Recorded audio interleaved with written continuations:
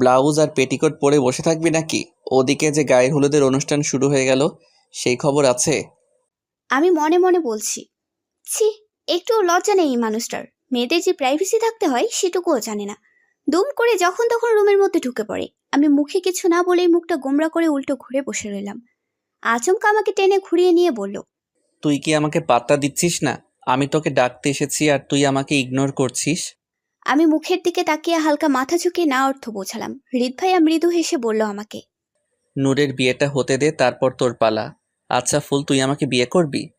কথাটা শুনে মনের মধ্যে এক অজানা অনুভূতি এসে দোল খেয়ে গেল। বুকের ভেতরে অস্থিরতাও এসে হানা দিল। কিছু মুহূর্ত অতিক্রম হতেই উচ্চস্বরে হেসে উঠে বলল, তোকে বিয়ে করলে আমার জীবন শেষ। যে তোকে বিয়ে করবে সারা জীবন ছোট বাচ্চার মতো তোকে পালবে সে। না জানি বেচারার কপালে কি আছে। একরাশ অভিমান নিয়ে হৃদ ভাইয়ার মুখের দিকে তাকিয়ে বলল। হৃদ ভাইয়া, আমাকে কি তুমি এতটাই ছোট মনে করো? হৃদ আর চোখে তার দিকে তাকালো। ঠোঁট কামড়ে ভ্রু কুঁচকে তাকানোর ভঙ্গি দেখছে। সে নিজের চোখ দুটো নিচে নামিয়ে নিল। হৃদ ধমকের স্বরে বলে উঠল, যেই বিয়ের কথা শুনেছিস সেই নিজেকে খুব বড় মনে হচ্ছে। রান্না করতে জানিস তুই? কাপড় কাচতে জানিস? আর বাসন মাজতে? আমি চুপ হয়ে আছি। আমাকে বিছানা থেকে নেমে দাঁড়াতে বলল। আমি মাথা নাড়িয়ে না অর্থ বোঝালে আমাকে ধমক দিয়ে বলল, বড়দের কথাও শুনিস না? একদম অভদ্র হয়ে যাচ্ছিস। কথাটা শুনে আমি দুম করে বিছানা থেকে নেমে দাঁড়ালাম। বুকে দুহাত আঁকড়ে ধরে মুখটা ডান কাঁধের দিকটায় ঘুরিয়ে রেখেছি। আর চোখে দেখছি হৃদ ভাইয়া শাড়িটা ওঠালো। খুব যত্ন করে আর্ট করে শাড়িটা পরিয়ে দিল। আয়নার সামনে ঘুরিয়ে নিয়ে আমাকে বলল, দেখ ফুল, আমি ছেলে হয়েও শাড়ি পরাতে পারি, তুই মেয়ে হয়েও যেটা পারিস না। তবে চিন্তা করিস না, তোর বিয়ের আগে কিছু না পারি এটা অবশ্য শিখিয়ে দেব।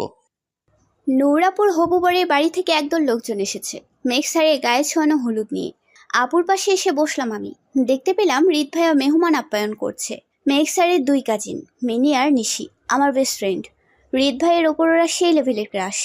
হৃদ ভাইয়াকে আড়লে ওরা ডাক্তার মহাশয় বলেই ডাক। ক্লাসে যখন হৃদ ভাইয়া একজনকে বকে, অন্যজন সেই লেভেলের খুশি হয়, কারণ যে বকা খায় সেদিন সে ট্রিট দেয়। আমি সব দিক থেকেই ট্রিট পাই, তবে বকা একটু আমি বেশিই খাই। আমাকে বকা দেওয়ার শাসন করার কোনো অজুহাত ছাড়ে না হৃদ ভাইয়া। মিনি আর নিশির চোখের পলক যেন সরছে না হৃদ ভাইয়ার ওপর থেকে। এখানে উপস্থিত এত সুদর্শন ছেলে থাকতে হৃদ ভাইয়াকে দেখে ওদের আখিদয়ের পিপাসা মেটাতে হচ্ছে। ওদেরকে ভিড় ঠেলে কোনায় টেনে নিয়ে বললাম আমি, এখানে আমার আত্মীয় স্বজনদের মধ্যে অনেক সুদর্শন ছেলে আছে, কাকে চাই বল? এই যাবো আর তড়ি বাজিয়ে তোদের সামনে এনে দাঁড় করাবো। এমন জাদু করবো না, তোদের প্রেমে হাবুডুবু হাবুডুবু খাবে। ওরা আমাকে একটা চেয়ারে বসালো। দুজন দু কাঁধে এক হাতের ভার দিয়ে একটু নিচু হয়ে কানের কাছে এসে বলল, তোর কাজিন, ওই ডাক্তার মহাশয়। উঠে দাঁড়ালাম আমি। ওদের দিকে মুখটা মলিন করে বললাম, জানিস তো আমি হৃদ ভাইয়াকে কত ভয় পাই। আচ্ছা একটা কাজ কর তোরা, আজ সুযোগ নেই, ইচ্ছে মতো মজা নেই, বিয়ে বাড়ি বলে কথা। আর তোরা ছেলেপক্ষের কাজিন, হৃদ ভাইয়া নূরাপুর কাজিন, তাহলে সম্পর্ক কি দাঁড়ালো তোদের মধ্যে? বেয়ান আর বিয়াই, তাই তো? তোরা গিয়ে হৃদ ভাইয়াকে হলুদ রং আবির কিছু দিতে পারিস, কোনো বাধা নেই। বীরের মধ্যে কেউ দেখবে না, দেখলেও তোদের কিছু বলবে না। আমার কথা শুনে ওরা রাগী দৃষ্টিতে তাকিয়ে আছে, মনে হচ্ছে কান থেকে ধোঁয়া বের হবে। আমি একটু নাড়া দিতেই বলে উঠল, তুই কর গিয়ে, দেখলেই হাত পা ঠান্ডা হয়ে যায়। আর কিনা রং, আবির, কিস, আমরা কত ভালো। ডাক্তার হৃদ স্যারকে কত সম্মান করি। এসব কি শেখাচ্ছিস আমাদের? আমরা কি খারাপ? কথা শেষ করে চোখের ইশারায় ওরা আমাকে পেছনে ঘুরতে বলল। আমি ঘাড় ঘুরিয়ে পেছনে ফিরলে হৃদ ভাইয়ার মুখটা দেখতে পেলাম। ভয়ে চিৎকারও দিতে পারছি না আমি। হাত দুটো খুব শক্ত করে শাড়ির আঁচলে খামচে ধরে রাখলাম। চোখ দুটো বড় সড়ো করে আবার ছোট করে নিচে নামিয়ে নিলাম। পলক সরিয়ে হৃদ ভাইয়ের চোখের দিকে তাকালাম আমি। আমার চোখ যেন কিছুতেই সরছে না আজ এই দুটি চোখ থেকে। কত মায়াবী লাগছে এই চোখ, যে দেখবে সে প্রেমে পড়ে যাবে। বুঝতে পারছি না মানুষটা রেগে আছে নাকি কিছুই শোনেনি। আমি কিছু বোঝাতে যাব, তার আগে পাশ ঘুরে উল্টো দিকে হাঁটা ধরল সে। আমি ছুটলাম তার পেছনে, কিন্তু কিছুক্ষণের মধ্যে ভিড়ের মধ্যে মিলিয়ে গেল সে। আমি তাকে পেলাম না পুরো অনুষ্ঠান খুঁজে। মন খারাপ করে নিজের রুমে এসে বসে রইলাম। হঠাৎ আমার হাতে কারো স্পর্শ অনুভব হলো। আমি তাকিয়ে দেখতে পেলাম হৃদ ভাইয়ের মুখটা। খুব ইচ্ছে করলো ওই মুখটা ছুঁয়ে দেই আজ। যখনই ছুঁতে গেলাম পেলাম না তাকে। কি হয়েছে আমার? চোখ বন্ধ করলাম, হৃদ ভাইয়ের মুখটা ভেসে উঠল। চোখ খুলেও সে। যা করছি যা বলছি সব কিছুর মাঝে শুধু তাকেই খুঁজে পাচ্ছি। তাহলে কি আমি? হঠাৎ দরজায় শব্দ পেয়ে কেঁপে উঠলাম আমি। তাকিয়ে দেখলাম হৃদ ভাইয়া সত্যি দাঁড়িয়ে আছে, অনেকটা রেগে আছে মনে হচ্ছে। আমার দিকে এগিয়ে আসতে লাগলো আর আমি সেটা দেখে দাঁড়িয়ে পড়লাম। আমার সামনে এসে একটার পর একটা বকুনি দিতে লাগলো সে। আমি এক দৃষ্টিতে তার মুখটার দিকে তাকিয়ে আছি। যখন থেমে গেল তখন আমি বললাম, থামলে কেন হৃদ ভাইয়া? আরো বলো, শুনতে খুব ভালোই লাগছে। আমার কথা শুনে হৃদ ভাইয়া যেন আকাশ থেকে পড়লো, আমার কপালে হাত রেখে বলল, ঠিক আছিস তুই? আমি নিশ্চুপ হয়ে আছি, ভয় করছে না আমার, শুধু তাকিয়ে রয়েছি ওর চোখের দিকে। আমার এই অবস্থা দেখে আমাকে দু কাঁধে হাত রেখে শক্ত করে চেপে ধরে বলল, কি হয়েছে তোর? আমাকে তুমি বিয়ে করবে? কথাটা শুনে হৃদ ভাইয়ের চোখ দুটো বড় সড়ো হয়ে গেল। আমার ধ্যান ফিরল, নিজের মুখটা চেপে ধরলাম আমি। তাকে সরিয়ে দিয়ে উল্টো ঘুরে জিভ কামড়ে ধরলাম। আমার কাঁধে হাত রাখলো সে। আমি ভয়ে ভয়ে তার দিকে তাকালাম। তাকে বললাম, সরি, আমি। আমাকে আমতা আমতা করতে দেখে দিল এক ধমক, কড়া গলায় শাসিয়ে বলল, নষ্ট হয়ে যাচ্ছিস তুই, না হলে তোর মধ্যে এত পরিবর্তন আসতো না। আজ থেকে ওই মেয়ে দুইটার সাথে মেশা তোর জন্য বারণ। আমাকে কথাটা বলে হুড়মুড় করে রুম থেকে বেরিয়ে গেল সে। কিছুক্ষণ পর নূর আপু ঢুকে পড়ল, দুগাল ভর্তি হলুদ। আমি নিশ্চুপ হয়ে আছি। আমাকে আনমনা থাকতে দেখে পাশে এসে বসলো। আমার কাছে জানতে চাইলো আপু। রিত কিন্তু তোর উপর খুব রেগে আছে, কারণটা কি রে? আমি মুহূর্তে আপুকে খুব শক্ত করে জড়িয়ে ধরলাম। আপু আমার মাথায় হাত রাখলো, আমাকে বলল, রিত শুধু আমার কাজিন নয়, ফ্রেন্ডও। আমরা একসাথে বড় হয়েছি, লেখাপড়া করেছি। আজ আমি মেঘকে পাচ্ছি, সেটাও হৃদের দৌলতে। হৃদ যদি হেল্প না করতো তাহলে হয়তো আমার মনের কথা মনেই থেকে যেত, মেঘ হয়ে যেত অন্য কারো। তবে একটা জিনিস বুঝতে পারছি না আমি, হৃদ তো রুম থেকে রেগে কেন বের হলো? আমি এত করে ডাকলাম, পাত্তাই দিল না। আমার এই পুচকু বোনটা কি এমন করলো যে হৃদ এতটা রেগে গেল? কিছুই করিনি আমি। তুমি তো জানোই হৃদ ভাইয়ার স্বভাব, শুধু শুধু রেগে যায়। হ্যাঁ, এটাও ঠিক। তবে তুই কি জানিস হৃদ কেন তোর এত পেছনে লাগে? জানি তো, মজা নেওয়ার জন্য। আমার কোনো ভুল পেলে হৃদ ভাইয়া ভীষণ মজা পায়, একটা সুযোগও ছাড়ে না আমাকে নিয়ে হাসার। আপু শব্দ করে হেসে উঠল। আমি তাকিয়ে পড়তেই চুপ হয়ে গেল। আমি কিছু বলবো এমন সময় আপুর ফোনটা বেজে উঠল। স্ক্রিনে তাকিয়ে দেখলাম মেঘ নামটা ভেসে উঠেছে। আমি রুম থেকে বেরিয়ে আসলাম। মনে মনে ভাবলাম, মেঘ স্যার কত ভালো, আপুকে কতটা ভালোবাসে, কখনো বকে না, কখনো টেনশনে ফেলে না। আপু খুব ভালো থাকবে মেঘ স্যারের সাথে। সন্ধ্যার সময় নূর আপুকে বধূ বেশি সাজানো হচ্ছে। আপু চলে যাবে বলে মনটা খুব খারাপ। মিনি নিশি প্রথম গাড়িতে চড়ে এসেছে। ওদের সাথে কোনো কথা বলছি না আমি, যতদূর পারছি ওদের এড়িয়ে চলছি। ওদের খুব রাগ হচ্ছে আমার ওপর। ওরা জোর করে আমাকে এক কোণায় টেনে নিয়ে বলল, ভাব দেখাচ্ছিস তোদের বাড়িতে এসেছি বলে? আমি মাথা ঝাঁকিয়ে না অর্থ বোঝালাম। ওরা বলল, তাহলে তোর সমস্যাটা কি? আমি দূর থেকে হৃদ ভাইয়াকে দেখতে পেয়ে ইশারায় বোঝালাম, বারণ করেছে ওদের সাথে মিশতে। ওরা অসহায় ভঙ্গিতে আমার দিকে তাকিয়ে বলল, তাহলে কি তুই আর আমাদের সাথে মিশবি না? আমি মাথা ঝাঁকিয়ে না অর্থ বুঝিয়ে চলে আসতে লাগলাম। এমন সময় হৃদ ভাইয়া এসে আমার সামনে দাঁড়ালো, আমার হাত ধরে টানতে লাগলো। আমাকে বাড়ির ভেতরে নিয়ে এসে শক্ত গলায় প্রশ্ন করলো, ওদের সাথে আবার কি? ওরা আমার বেস্ট ফ্রেন্ড। কথাটা শুনেই আমার এক হাত টেনে ধরে দাঁত কটমট করে বলল, আর আমি, আমার কথার কোনো দাম নেই তোর কাছে? আছে তো, তাই তো ওদের সাথে কথা বলিনি। তুমি বললে তাই বলবো। হৃদ ভাই আমার হাতটা ছেড়ে দিল, আমাকে বলল, ঠিক আছে, এবারের মতো ক্ষমা করলাম, নেক্সট টাইম যেন ওদের সাথে এমন প্ল্যান করতে না দেখি। আমি মাথা কাত করে বললাম, তাহলে এখন ওদের কাছে যেতে পারবো? একটু ভেবে বলল, যা। ঘড়ির কাঁটায় 9টা ছুঁই ছুঁই। বিয়ে পড়ানো শেষ। আপুকে গাড়িতে তুলে দেয়া হচ্ছে। সকলের চোখে পানি। আপুকে ছাড়া কিভাবে থাকবো সেই টেনশনে কিছু খাওয়া হয়নি সারাদিন। আপু চলে যাওয়ার পর রুমে এসে বসলাম। বড্ড ফাঁকা ফাঁকা লাগছে এই রুমটা। কাঁদতে কাঁদতে ঘুমিয়ে পড়লাম রাতে। সকালে ঘুম ভাঙলো মায়ের ডাকে। উঠে দেখি 8টা বাজে। মা বলল হৃদ ভাইয়া হসপিটালে চলে গেছে। 8:30টায় তার প্রথম ক্লাস। আমি ফ্রেশ হয়ে ব্রেকফাস্ট করে 9টার দিকে হসপিটালে চলে এলাম। এখন অফ পিরিয়ড, তাই বসে থাকতে হবে। তাই আড্ডা দিচ্ছি ফ্রেন্ডের সাথে ক্যান্টিনে। আর ফার্স্ট ক্লাসে সব পড়া বাবলুকে বলেছি লিখে দিতে। বাবলু পড়া লিখছে। এর মধ্যে একটা ছেলে এসে ওর হাতে কিছু টাকা আর একটা চিঠি গুজে দিয়ে বলল, চিঠিটা আমার খাতার মধ্যে রাখতে। বাবলু টাকাগুলো নিজের পকেটে রেখে চিঠিটা আমার খাতার ভেতরে ভরে দিল। ছেলেটা এত বোকা কেন যে যা বলে বড়দের মতো সব করে? খাতাটা আমাকে দিয়ে চলে গেল। এমন সময় ক্যান্টিনে হৃদ ভাইয়া আসলো। আমার নাম ধরে ডাকলে মুখটা ফ্যাকাশে করে উঠে দাঁড়ালাম আমি। এগিয়ে এসে আমার সামনে দাঁড়িয়ে বলল, আমার ক্লাসটা মিস করেছো তুমি? বুঝলাম কাল অনেক রাত করে ঘুমিয়েছো। এখন আমি ফ্রি আছি আর তুমিও বসে আছো, যদি চাও আমার চেম্বারে এসে ক্লাসটা করতে পারো। আমি ঝট করে বলে উঠলাম, চাই না আমি। হৃদ ভাইয়া রাগী ভঙ্গিতে তাকালো আমার দিকে, আমার বই খাতা হাতে তুলে নিয়ে বলল, আমি তোমাকে বলতে এসেছি, জিজ্ঞাসা করতে আসিনি। আমার সঙ্গে এসো। কথাটা বলে উল্টো ঘুরে হাঁটতে লাগলো। আর আমি মুখটা মলিন করে সবাইকে বাই বলে পেছনে ছুটলাম। হৃদ ভাইয়ার সামনে খাতা কলম হাতে বসে আছি। আমার চোখে মুখে অস্বস্তির ছাপ দেখতে পেয়ে উঠে দাঁড়িয়ে পড়ল সে। ঘুরে এসে আমার পেছনে থেকে হাতের আঙুলগুলো কলমে বাঁধিয়ে শক্ত করে চেপে ধরলো। আমি ব্যথা পেয়ে উফ বলে উঠলাম। আমার মুখটা চেপে ধরে ধমক দিয়ে পড়ল, লেখাপড়ায় মন নেই? ডাক্তার হওয়া এত সোজা? আগের সেমিস্টারে টেনে টুনে পাশ করেছিলি, এখন কোনো ফাঁকিবাজি চলবে না। নূরও নেই, দরকার পড়লে সারা রাত তোকে আমি পড়াবো। নে খাতা বের কর, আর যা বলি তাই নোট কর। আমার এখন কান্না পাচ্ছে খুব। এত নিষ্ঠুর কেন এই মানুষটা? আমি পড়বো না তাও পড়াবে? বাইরে সবাই কত আড্ডা দিচ্ছে, কত মজা করছে, আর এই মানুষটা আমাকে জেলখানায় বন্দি করে রেখেছে। এগুলো বই মনে তো হচ্ছে এক একটা পাহাড়, যা আমার মাথার উপর দিয়ে ভেঙে ভেঙে পড়ছে। আমাকে পিঠে একটা ধাক্কা দিয়ে বলে উঠল। এখনো বসে আছিস তুই? আমি ভয়ে ভয়ে খাতা খুললাম। তারপর যেটা দেখলাম সেটা দেখে আমার হিসকে উঠতে লাগলো। খাতাটা বন্ধ করতে গেলাম আমি, আমার হাতটা শক্ত করে চেপে ধরলো সে। এক টানে খাতাটা আমার হাত থেকে নিয়ে নিল।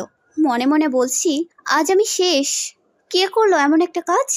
হৃদ ভাই আমার হাত ধরে জোরে টেনে দাঁড় করালো। আমাকে নিজের দিকে ঘুরিয়ে কাগজটা সামনে ধরে বলল, কি এসব?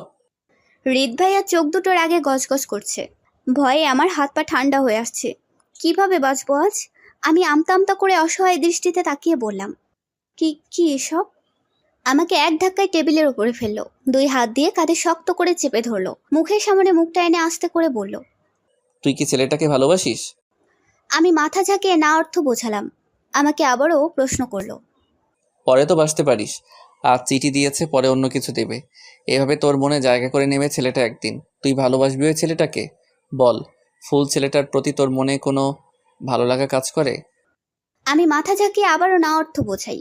হৃদ ভাই আমাকে ছেড়ে দিয়ে টেবিলের ওপর থেকে ফোনটা উঠিয়ে এক কোণায় গিয়ে কার সাথে যেন কথা বলতে থাকে।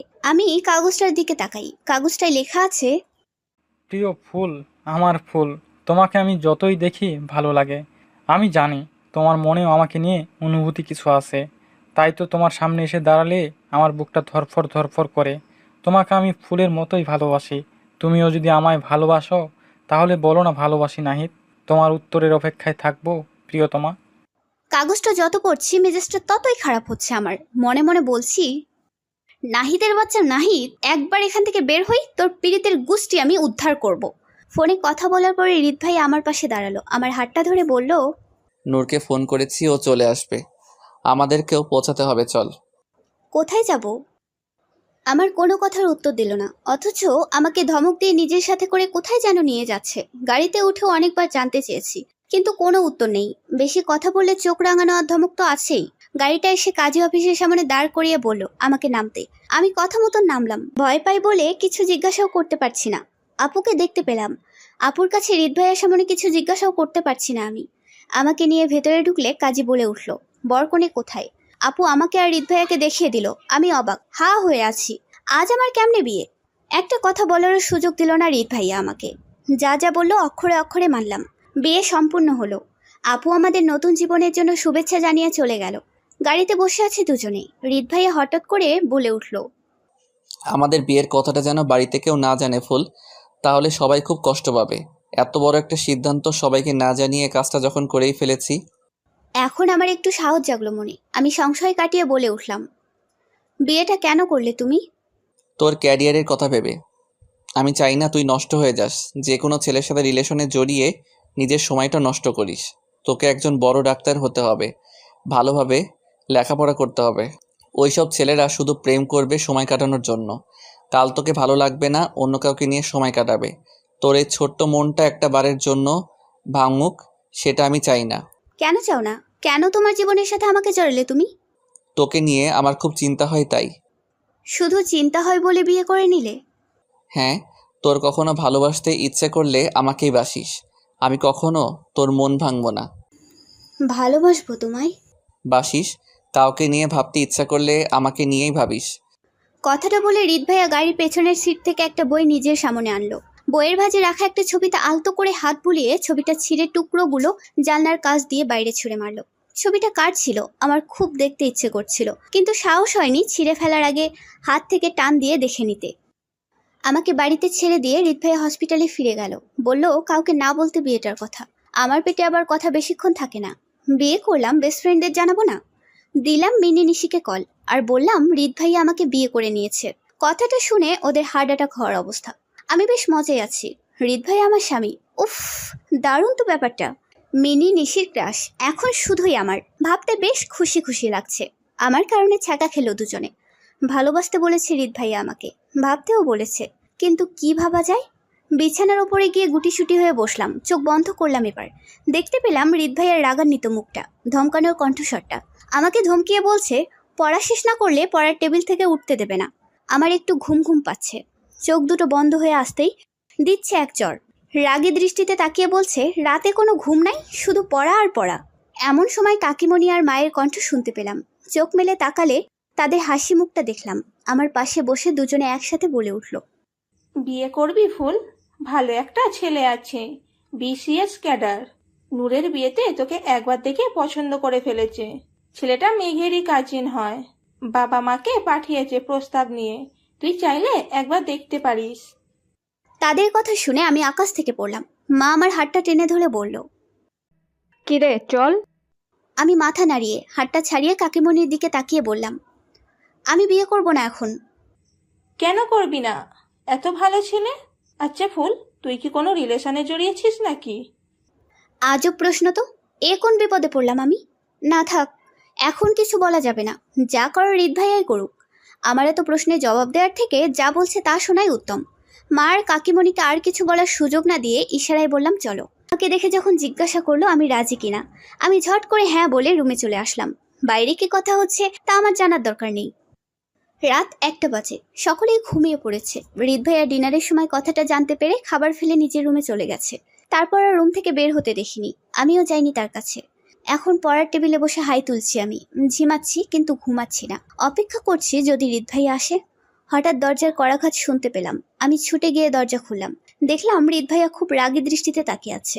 আমি কিছু বলতে যাব, আমাকে এক ধাক্কায় ঘুরিয়ে নিয়ে দরজার সাথে চেপে ধরলো।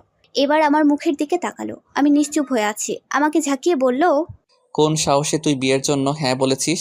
চুপ করে আছিস কেন? উত্তর দে। এমন একটা সিদ্ধান্ত নেয়ার অধিকার তোকে আমি দিয়েছি। আমি চোখ বন্ধ করে আস্তে করে বললাম, এতে আমার কি দোষ হৃদ ভাইয়া? কি বলতাম আমি? আমাকে ছেড়ে দিল। আমি চোখ খুলে দেখলাম হৃদ ভাইয়ার চোখের চাউনিতে রাগ নেই। আমি এবার বললাম, আমার খুব ভয় লাগে হৃদ ভাইয়া। এভাবে কেন কথা বলো সবসময় আমার সাথে? ভয় পাওয়ার কি আছে? আমি তোর স্বামী। আমার কাছে না শুনে তুই কিচ্ছু করবি না। স্বামী? কখনো সেভাবে কথা বলছো আমার সাথে তুমি? যখনই সামনে আসো চিৎকার, চেঁচামেচি আর রাগ। জোর করে কখনো নিজের সিদ্ধান্ত চাপিয়ে দাও আমার ওপর, তো কখনো ইচ্ছার বিরুদ্ধে 100টা আদেশ চাপিয়ে দাও। ভালোবাসার কখনো সুযোগ দিয়েছো? কথাগুলো এক নিঃশ্বাসে বলে ছুটে বিছানার এপাশে এসে বসলাম। মুখটা টিপে ধরে রেখেছি। এভাবে কখনো হৃদ ভাইয়াকে বলবো আগে ভাবিনি। এখন হৃদ ভাইয়া কি বলবে সেটা শোনার অপেক্ষা। হৃদ ভাইয়া এসে একটানে আমাকে নিজের দিকে ঘুরিয়ে নিল। ভয় করছে আমার, হাত পা কাঁপছে থরথর করে। আমাকে অবাক করে দিয়ে দুগাল আঁকড়ে ধরে বলল, আর ভয় পেতে হবে না আমাকে। এখন থেকে স্বামী মনে করে যা বলতে ইচ্ছে হয় আমাকে বলিস। কথাটা যেন নেশার মতন টানতে লাগলো। আমি এক ঘোরের মধ্যে ডুব দিলাম। হৃদ ভাইয়ার চোখে চোখ রাখলাম। টি শার্টটা খামচে ধরে বললাম, কিসমি। আমাকে সরিয়ে দাঁড়িয়ে পড়ল হৃদ ভাইয়া। মুখটা ঘুরিয়ে নিয়ে বলল, কি বলছিস ফুল? রাত অনেক হয়েছে, ঘুমিয়ে পড়। আমি নড়ে চড়ে উঠলাম। হৃদ ভাইয়া রুম থেকে বেরিয়ে যাওয়ার জন্য পা বাড়ালো। কিছুটা এগিয়ে গিয়ে থেমে গেল। ঘুরে এসে আমার পাশে বসলো। আমার গালটা শক্ত করে আঁকড়ে ধরে আমার ঠোঁটে নিজের ঠোঁট জোড়া মিলিয়ে দিল। মুহূর্তের মধ্যে কিছু বুঝতে পারলাম না। চোখ দুটো বন্ধ করে নিলাম। তখনই ঠোঁট ছেড়ে দিয়ে বলল, হয়েছে? আমি মাথা ঝাঁকালাম। আস্তে করে বললাম, কিছুই বুঝলাম না। কি হলো এটা? হৃদ ভাই আমার চুলের ভাঁজে হাত ডুবালো। মাথাটা শক্ত করে আঁকড়ে ধরে সারা গালে, বুকে আর গলায় ঠোঁটের আলতো পরশ ছুঁয়ে দিয়ে আমাকে ছেড়ে দিল। যখনই উঠে দাঁড়ালো আমি হাতটা ধরে মুখটা মলিন করে বললাম, যেও না হৃদ ভাইয়া। তুই একটু অপেক্ষা কর, আমি দরজাটা বন্ধ করে আসছি। আমি হাতটা ছেড়ে দিলাম। হৃদ ভাইয়া দরজাটা বন্ধ করে এসে আলোটা নিভিয়ে দিল। হৃদ ভাইয়ার বুকের পাঁজরে আষ্টে পিষ্টে নিজেকে জড়িয়ে ধরে ঘুমিয়ে আছি। সকাল হতেই আমাকে সরিয়ে দিয়ে উঠে বসলো সে। আমার চোখে মুখে পাশে গ্লাসে রাখা পানির ছিটা দিয়ে মুখে হাত রেখে ডাকলো আমাকে। আমি ঘুম ঘুম চোখ হালকা মেলতেই আমার মাথায় হাত রেখে বলল, সকাল হয়েছে ফুল, কাপড় পরে নে। কাকিমা যে কোনো সময় তোকে ডাকতে চলে আসবে। এইভাবে আমাদের একসাথে দেখে ফেললে বাড়িতে সমস্যা হবে। কিছুদিন যাক, আমি নিজে সবাইকে সবটা বুঝিয়ে বলবো। কথাটা বলে উঠে বিছানা থেকে নেমে দাঁড়ালো। আমি কিছু বললাম না। ভাবলাম হৃদ ভাইয়া যা করেছে সব আমাকে ভালোবেসে করেছে, আর আমিও তো ভালোবাসি। হৃদ ভাইয়া রুম থেকে বেরিয়ে যাওয়ার সাথে আমি উঠে ওয়াশরুমে চলে এলাম। শাওয়ার নিয়ে রুমে আসতেই দেখি মা বসে আছে। আমার দিকে অবাক চোখে তাকিয়ে আছে মা। আজ এত দ্রুত ঘুম কিভাবে ভাঙলো জানতে চাইছে। সাথে জানতে চাইছে এই শীতে এত সকালে শাওয়ার কেন নিয়েছি। আমি যতটুকু পেরেছি কৌশলে মাকে কিছু একটা বলে রুম থেকে বেরিয়ে এসেছি। ব্রেকফাস্ট শেষে ক্লাস টাইম এগিয়ে দিয়েছি বলে অনেক আগে বাড়ি থেকে বের হয়েছি আজ।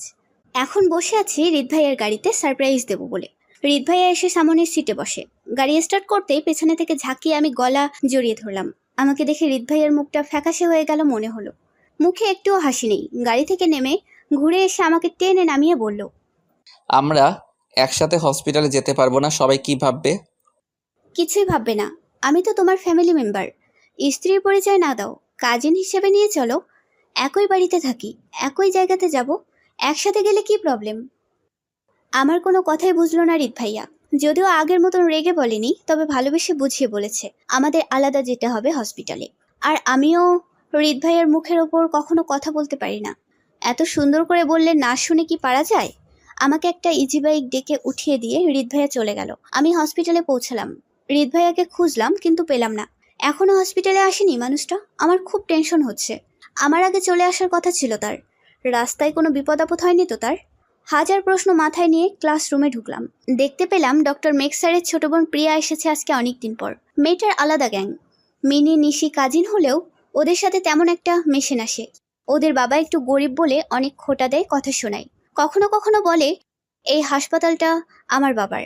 আমার বাবা দয়া করেছিল বলেই তোমরা ভিক্ষায় ডাক্তারি পড়ার সুযোগ পেয়েছো। আজও ওদের পেছনে লাগার সুযোগ ছাড়েনি। গ্যাং নিয়ে লেগে আছে ওদের ইনসাল্ট করতে। প্রতিবারের মতো এবারও খুব ইচ্ছে করছিল প্রতিবাদ করি, কিন্তু আমার মনটা আজ খুব খারাপ। আনমনা হয়ে একটা ফাঁকা বেঞ্চে এসে বসে রইলাম। প্রথম ক্লাস হৃদ ভাইয়ার। ক্লাস টাইম শেষ, হৃদ ভাইয়া আসলো না। পাশ থেকে একজন বলে উঠলো হোস্টেলের পাশের রেস্টুরেন্টে হৃদ ভাইয়াকে ঢুকতে দেখেছিল। আমার মনে সন্দেহ আসলো, এই জন্য কি আমার সাথে হসপিটালে আসতে চাইছিল না সে? আমাকে জানতে হবে রেস্টুরেন্টে কার সাথে দেখা করতে গিয়েছে যা আমাকে জানাতে চায় না। এটা জানার অধিকার তো আমার আছে। এখন আমি তার স্ত্রী। আমি আর দেরি করলাম না, ছুটে সেই মুহূর্তে রেস্টুরেন্টে চলে আসলাম। দেখতে পেলাম একটা টেবিলে নূর আপু আর হৃদ ভাইয়া মুখোমুখি বসে আছে। নূর আপুর চোখে পানি, হাত জোর করে কিছু একটা বলছে হৃদ ভাইয়াকে। আমি শোনার জন্য সামনে আগালাম। তারপর যা শুনলাম সেটা শুনে আমার পায়ের নিচ থেকে মাটি সরে যেতে লাগলো। নূর আপু বলছে, ফুলকে তুই ভুলে যা হৃদ। একটা সময় তো আমাকে তুই ভালোবেসেছিলি, নিজের মনকে শক্ত করে আমাকে ভুলে ফুলকে ভালোবাসতে পেরেছিলি। এবারও পারবি, একবার যখন পেরেছিস। তাছাড়া তোদের বিয়েটার কথা তো আমি ছাড়া কেউ জানে না। আমি তোকে কথা দিচ্ছি, কাউকেও বলবো না। তুইও আমাকে কথা দে ফুলকে ভুলে যাবি। ফুল বাচ্চা মেয়ে, আমার মনে হয় না ও তোকে ভালোবাসে। হৃদ ভাইয়া রাগী দৃষ্টিতে তাকিয়ে বলছে, তুই আমাকে অনেক কাঁদিয়েছিস, এখন এসব বলতে ডেকেছিস আমায়? মেঘ তো তোকে ভালোবাসে, তাহলে ওকে বোঝাতে পারছিস না কেন ব্যাপারটা? তোকে তো বললাম মেঘ কি বলেছে। হৃদ ভাইয়া অনেকক্ষণ সময় নিয়ে ভেবে বলল, ঠিক আছে, এখন যা, আমি ভেবে দেখব। কথা দিতে পারছি না, তবে চেষ্টা করব। এটুকু শুনে আমার চোখে পানি চলে আসলো। আর এক মুহূর্ত এখানে আমি দাঁড়াতে পারছি না। এসব পারবো না দেখতে আমি। এত বড় ধোকা। আমি চলে আসলাম রেস্টুরেন্ট থেকে। সারাদিন হৃদ ভাই আমার সামনে আসেনি। খুব কষ্ট হচ্ছে আমার। আমার মনকে ভাবাচ্ছেও। হৃদ ভাই আপুকে ভালোবাসতো, আর এখন ছি, আমি ভাবতে পারছি না। এতদিন ভেবে এসেছি মেঘ স্যার আর আপু দুজন দুজনকে ভালোবাসতো, কিন্তু আজ এটা আমি কি শুনলাম?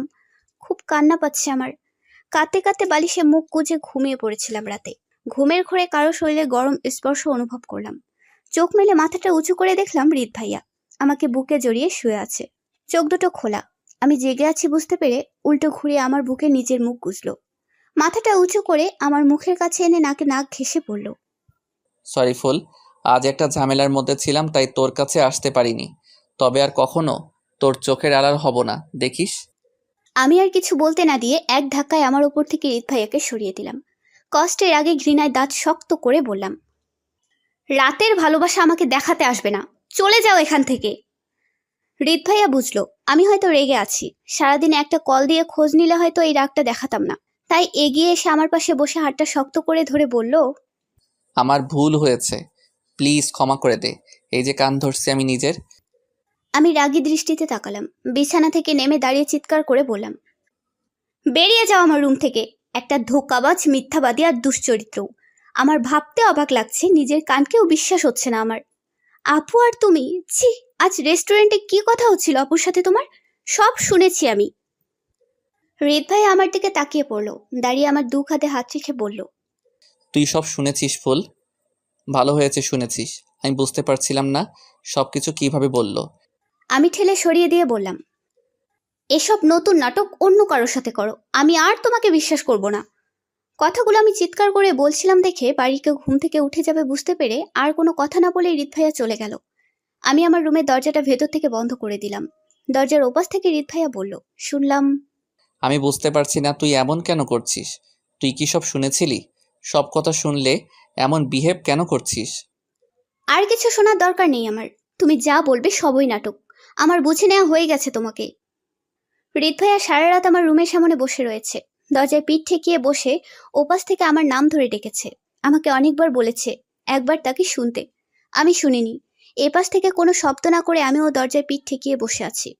মুখ টিপে কাঁদছি। খুব কষ্ট হচ্ছে আমার। এতটা নিখুঁতভাবে অভিনয় করতে পারলো আমার সাথে। আপুকে ভালোবাসতো, আপুর জন্য অনেক কেঁদেছে। এই কথাগুলো যেন মনে পড়লে আমার বুকের ভেতরটা ব্যথায় চিনচিন করছে। আপুকে বলছে আমাকে ভুলে যাওয়ার চেষ্টা করবে। এতটা ভালোবাসে আপুকে যে আপুর কথায় আমাকে ভুলে যাবে। সকাল হয়েছে, মায়ের কণ্ঠ শুনতে পেলাম। আমার রুমের সামনে বসে আমাকে ডাকতে ডাকতে হৃদ ভাইয়া ওখানে ঘুমিয়ে পড়েছে। মা জানতে চাচ্ছে হৃদ ভাইয়ের কাছে এখানে বসে কি করছে। চোখ মুখ ফুলে আছে এটাও বলছে মা। আমি উঠে দরজাটা খুলে দিলাম। হৃদ ভাইয়ের মুখের দিকে তাকিয়ে দেখতে পেলাম চোখ দুটো ফুলে লাল বর্ণ হয়ে আছে। আমি মাকে বললাম, ঘুম থেকে মাত্র উঠেছে, তাই হয়তো চোখ মুখের এই অবস্থা। ওদিকে খেয়াল দিও না। যে ছেলেটা আমাকে পছন্দ করে বাবা মাকে পাঠিয়েছিল তার খবর কি? তাকে বলো যত দ্রুত সম্ভব আমাকে বিয়ে করে নিয়ে যেতে। এ বাড়িতে আমার আর এক মুহূর্তও ভালো লাগছে না। আমি কলেজের হোস্টেলে চলে যাচ্ছি। যখন বিয়ের দিনক্ষণ ঠিক হবে আমাকে জানিয়ে দিও, চলে আসবো। কথাগুলো বলেই দরজাটা আমি ভেতর থেকে আবার বন্ধ করে দিলাম। মায়ের মনে সন্দেহ জাগলো। হৃদ ভাইয়াকে কিছু জিজ্ঞাসা করতে যাবে তার আগেই হৃদ ভাইয়া নিজের রুমে চলে গেল। নিজের সব জিনিসপত্র গুছিয়ে নিলাম আমি। মিনি নিশিকে সব বলে রাখলাম। ওদের সাথে আজ থেকে হোস্টেলে থাকবো আমি। হৃদ ভাইয়ের ক্লাস চলছে। প্রিয়া ঠিক সামনের বেঞ্চটাতে বসেছে। পাশ থেকে প্রিয়ার গ্যাংয়ের মধ্যে একজন বলল, আজ প্রিয়ার জন্মদিন। যদি হৃদ ভাইয়া অনুমতি দেয় তাহলে আজ ক্লাসটা না করে ওরা সেলিব্রেট করবে। হৃদ ভাইয়া মাথা নাড়িয়ে ওদের সেলিব্রেট করতে বলে ক্লাসরুম থেকে বেরিয়ে যেতে লাগলো। প্রিয়া হৃদ ভাইয়ের হাতটা ধরে বসলো। মুহূর্তের মধ্যে পুরো ক্লাসে হই হুল্লোড় শুরু হয়ে গেল। মিউজিক বাজলে প্রত্যেকে কাউকে নিয়ে ডান্স করতে লাগলো।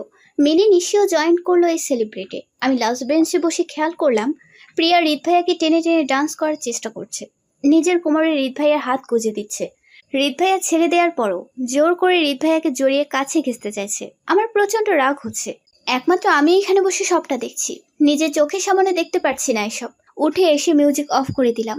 সকলে ডান্স করতে করতে থেমে গেল। প্রিয়া এখনও হৃদ ভাইয়াকে শক্ত করে ধরে আছে। এগিয়ে এসে প্রিয়াকে আমি এক ধাক্কায় নিচে ফেলে দিলাম। আঙুল উঁচিয়ে চিৎকার করে বললাম প্রিয়াকে, স্যারকে স্যারের চোখে দেখো, ভদ্রতা সাপেক্ষে দূরত্ব বজায় রাখো। তোমার জন্মদিন, বন্ধুদের নিয়ে এনজয় করো। ওনাকে কেন টানছো? উনি কি তোমার ফ্রেন্ড না বিএফ হয় যে ওনাকে নিয়ে তোমার ডান্স করতে হবে? আমি চুপ হলে প্রিয়া উঠে এসে খুব জোরে আমাকে একটা চড় মারলো। আমি গালে হাত রাখলাম। প্রিয়া বলল, তোর সাহস কি করে হয় আমাকে ধাক্কা দিয়ে ফেলে দেওয়ার? এই হসপিটালটা আমার বাবার। এখানে আমি যা ইচ্ছা তাই করব। দরকার পড়লে হৃদ স্যারকে বিয়ে করব। আজ আমার জন্মদিন আর তুই আমাকে ধাক্কা দিলি? তুই জানিস আজ পর্যন্ত কেউ আমাকে একটা টোকাও দেয়নি। নূর ভাবির বোন বলে এতদিন দয়া করেছে এই মেঘ ভাইয়া তোকে, তবে আর না আমাকে ধাক্কা দেওয়া। প্রিয়া চৌধুরীকে এবার আমি শিওর মেঘ ভাইয়া আর তোকে ক্ষমা করবে না। আজই হবে এই হসপিটালে তোর শেষ দিন। তুই অপেক্ষা কর শুধু। আমি আমার গাল থেকে হাত নামালাম। হৃদ ভাই আমার গালে প্রিয়ার হাতে ছাপ দেখতে পেল আর রেগে গিয়ে ঘুরে প্রিয়ার গালে একটা কষিয়ে চড় মারলো। চিৎকার করে বলল, তোমার সাহস তো কম না।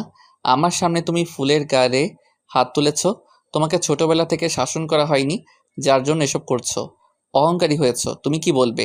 আমি নিজে তোমাকে মেঘের কাছে নিয়ে যাচ্ছি, চলো। হৃদ ভাইয়া এক হাতে শক্ত করে প্রিয়ার হাতটা ধরলো আর আমার দিকে তাকিয়ে বলল, প্লিজ এখন একটাবারের জন্য আমার সঙ্গে আয়। বলে প্রিয়াকে নিয়ে মেঘ স্যারের চেম্বারের দিকে গেল। আমিও আসলাম পেছনে। প্রিয়াকে যেভাবে টেনে নিয়ে যাচ্ছে, হসপিটালের সকলে হৃদ ভাইয়ার দিকে তাকিয়ে আছে। হৃদ ভাইয়া আর প্রিয়া অনেকক্ষণ হয়েছে মেঘ স্যারের চেম্বারে ঢুকেছে, কিন্তু কি কথা হচ্ছে বাইরে থেকে জানা যাচ্ছে না। হসপিটালের সকল স্টাফ আর ডাক্তার নার্স মেঘ স্যারের চেম্বারের সামনে ভিড় করে দাঁড়িয়ে আছে। আপু খবর পেয়ে নিজের চেম্বার থেকে ছুটে আসলো আর ভিড় ঠেলে মেঘ স্যারের চেম্বারের ভেতরে ঢুকলো। ভেতরে কি হচ্ছে দেখার জন্য আমি একটু এগিয়ে আসলাম। আমাকে দেখে আপু দরজাটা বন্ধ করতে আসলো। হৃদ ভাই আমি এসেছি বুঝতে পেরে আপুকে আটকালো আর আমাকে ভেতরে আসতে বলল। আমি ভেতরে আসলে আমার হাতটা ধরে আপু আর মেঘ স্যারকে উদ্দেশ্য করে বলল, ফুলকে আমি বিয়ে করেছি ছাড়ার জন্য না, হারিয়ে ফেলার ভয়ে। আমি একবার নিজের ভালোবাসাকে হারিয়েছি, সে যাকে ভালোবাসে তার হাতে তুলে দিয়েছে। এখন আমার মনে শুধুই ফুল। ফুলের ক্যারিয়ারের কথা ভেবে বলেছিলাম ভেবে দেখব, কিন্তু আমি একটা দিনও ওর থেকে দূরে থাকতে পারিনি। ওকে ছাড়া থাকা আমার জন্য খুব কষ্টের। ফ্রেন্ড হিসেবে একবার আমি নিজের দায়িত্ব পালন করেছি, তোদের হাসি মুখে বিয়ে দিয়েছি। কিন্তু মেঘ, তোর এই বদমেজাজি আর অহংকারী বোনের শখ পালন করতে নূরকে দিয়ে আমার কাছে এমন কোনো আবদার পাঠাস না যেটা আমি করতে পারবো না। কারণ আমার দুর্বলতা এখন শুধুই আমার স্ত্রী ফুলের প্রতি। নূরের আবদারের চেয়ে ফুলের একটুখানি হাসির মূল্য আমার কাছে অনেক বেশি। তোদের যা করার করতে পারিস, ফুলকে আমি ছাড়বো না। সবাইকে জানিয়ে আবার ওকে আমি বিয়ে করব। কথাটা বলে হৃদ ভাই আমার হাত ছেড়ে দিয়ে বেরিয়ে গেল। এতক্ষণে আমি সবটা বুঝতে পারলাম। এত ভালোবাসে মানুষটা আমাকে, এত চায় আমায়, আর আমি কিনা কত কষ্ট দিলাম। কাল রাতে একটু ছুতেও দিলাম না। সারা রাত আমার রুমের বাইরে বসেছিল। কেন করলাম এমনটা আমি? কেন একবার শুনলাম না কি বলতে চাচ্ছিল? আমাকে কথা বলতে হবে, ক্ষমা চাইতে হবে, বলতে হবে আমিও কষ্ট পেয়েছি, আমিও তোমাকে ভালোবাসি হৃদ। এক মুহূর্ত দাঁড়িয়ে না থেকে ছুটে হৃদের চেম্বারে আসলাম। ভেতর থেকে দরজাটা বন্ধ করে দিলাম। শব্দ পেয়ে মাথাটা তুলল হৃদ। আমাকে দেখতে পেয়ে দাঁড়িয়ে পড়লো। আমি ছুটে গিয়ে জড়িয়ে ধরলাম।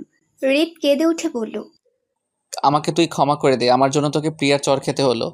আমি আরো শক্ত করে জড়িয়ে ধরে বললাম, তুমি কেন ক্ষমা চেয়েছো? সব দোষ আমার। আমি তোমার কোনো কথা শুনিনি। আমি ভুল করেছি। খুব কষ্ট হচ্ছে আমার। প্লিজ আমায় জড়িয়ে ধরো। হৃদ আমাকে জড়িয়ে ধরলে বাইরে থেকে চিৎকারের আওয়াজ আসলো। নূর আপু আর মেঘ স্যারের কণ্ঠস্বর। হৃদ ভাই আর আমি দুজনের মুখের দিকে তাকালাম। ভাবলাম কি হলো বাইরে। চেম্বারের দরজা খুলতেই দেখতে পেলাম সবাই ছুটে বাইরের দিকে যাচ্ছে। হৃদ ভাই আর আমি ব্যাপারটা বুঝে বাইরে আসলাম। হসপিটালের ছাদের উপরে এক কর্নিশে দাঁড়িয়ে চিৎকার করে বলছে প্রিয়া, আমি মরবো, আমি মরবো। হৃদ স্যারকে যদি না পাই আমি মরবো। এটা শুনে উপরে তাকিয়ে দেখতে পেলাম প্রিয়া এমনটা করছে। আমাদের দেখে প্রিয়া আমায় উদ্দেশ্য করে বলল, কি ভেবেছিস ফুল? আমি হেরে যাব? রিচার শুধু আমার। ছোটবেলা থেকে আমি যা চেয়েছি তাই পেয়েছি। এখন আমার রিচারকে চাই। যদি না পাই এখান থেকে এক ঝাঁপে নিচে এসে পড়ব। মেঘ স্যার আপুকে ধরে বলছে, প্লিজ হৃদ আর ফুলকে বোঝাও নূর। আমার বোনটার কিছু হলে তোমায় আমি ক্ষমা করব না। আমি ভাবতে বাধ্য হব তোমার সাথে সংসার করার কথা। হৃদ ভাইয়া ভিড়ের মাঝ থেকে প্রিয়ার দিকে তাকিয়ে আছে আর চিৎকার করে বলছে, এসব নাটক বন্ধ করো তুমি। এতই যদি সাহস থাকে দাও ঝাঁপ, মুখে কেন বলছো?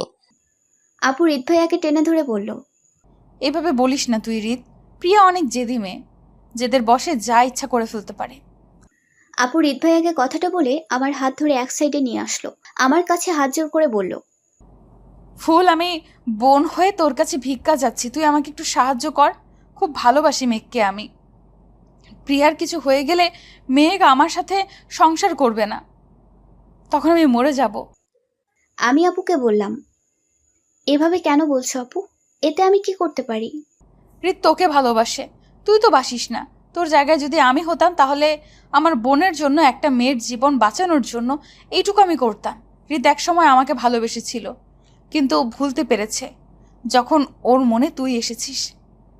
ও আবার পারবে তোকে ভুলতে। একবার যখন পেরেছে দ্বিতীয়বার নিশ্চয়ই পারবে। তুই হৃদকে বল প্রিয়াকে ভালোবাসতে, বিয়ে করতে। হৃদকে বল তুই অন্য কাউকে ভালোবাসিস। প্লিজ ফুল, এমন কিছু কর যেন হৃদ রেগে গিয়ে এই মুহূর্তে প্রিয়াকে বিয়ের জন্য হ্যাঁ বলে। আমি নিশ্চুপ হয়ে রইলাম। আমাকে আপু ঝাঁকিয়ে বলল, একটা মেয়ের জীবনের প্রশ্ন ফুল। আমার বোন হয়ে তুই কারো আত্মহত্যার কারণ হতে পারিস না। আমি ভেবে দেখলাম আপুকে তো হৃদ ভাই একটা সময় ভালোবেসেছিল। আপুর সুখের জন্য মেক্সারের মতো এত ধনী একজনের সাথে বিয়ে দেওয়ার অনেক চেষ্টা করেছে, অনেক অপমানিত হয়েছে আপুর সুখের জন্য। আর আজ আপুর সংসার বাঁচাতে হৃদ ভাইয়ার এত পরিশ্রম আমি বৃথা হতে দেব?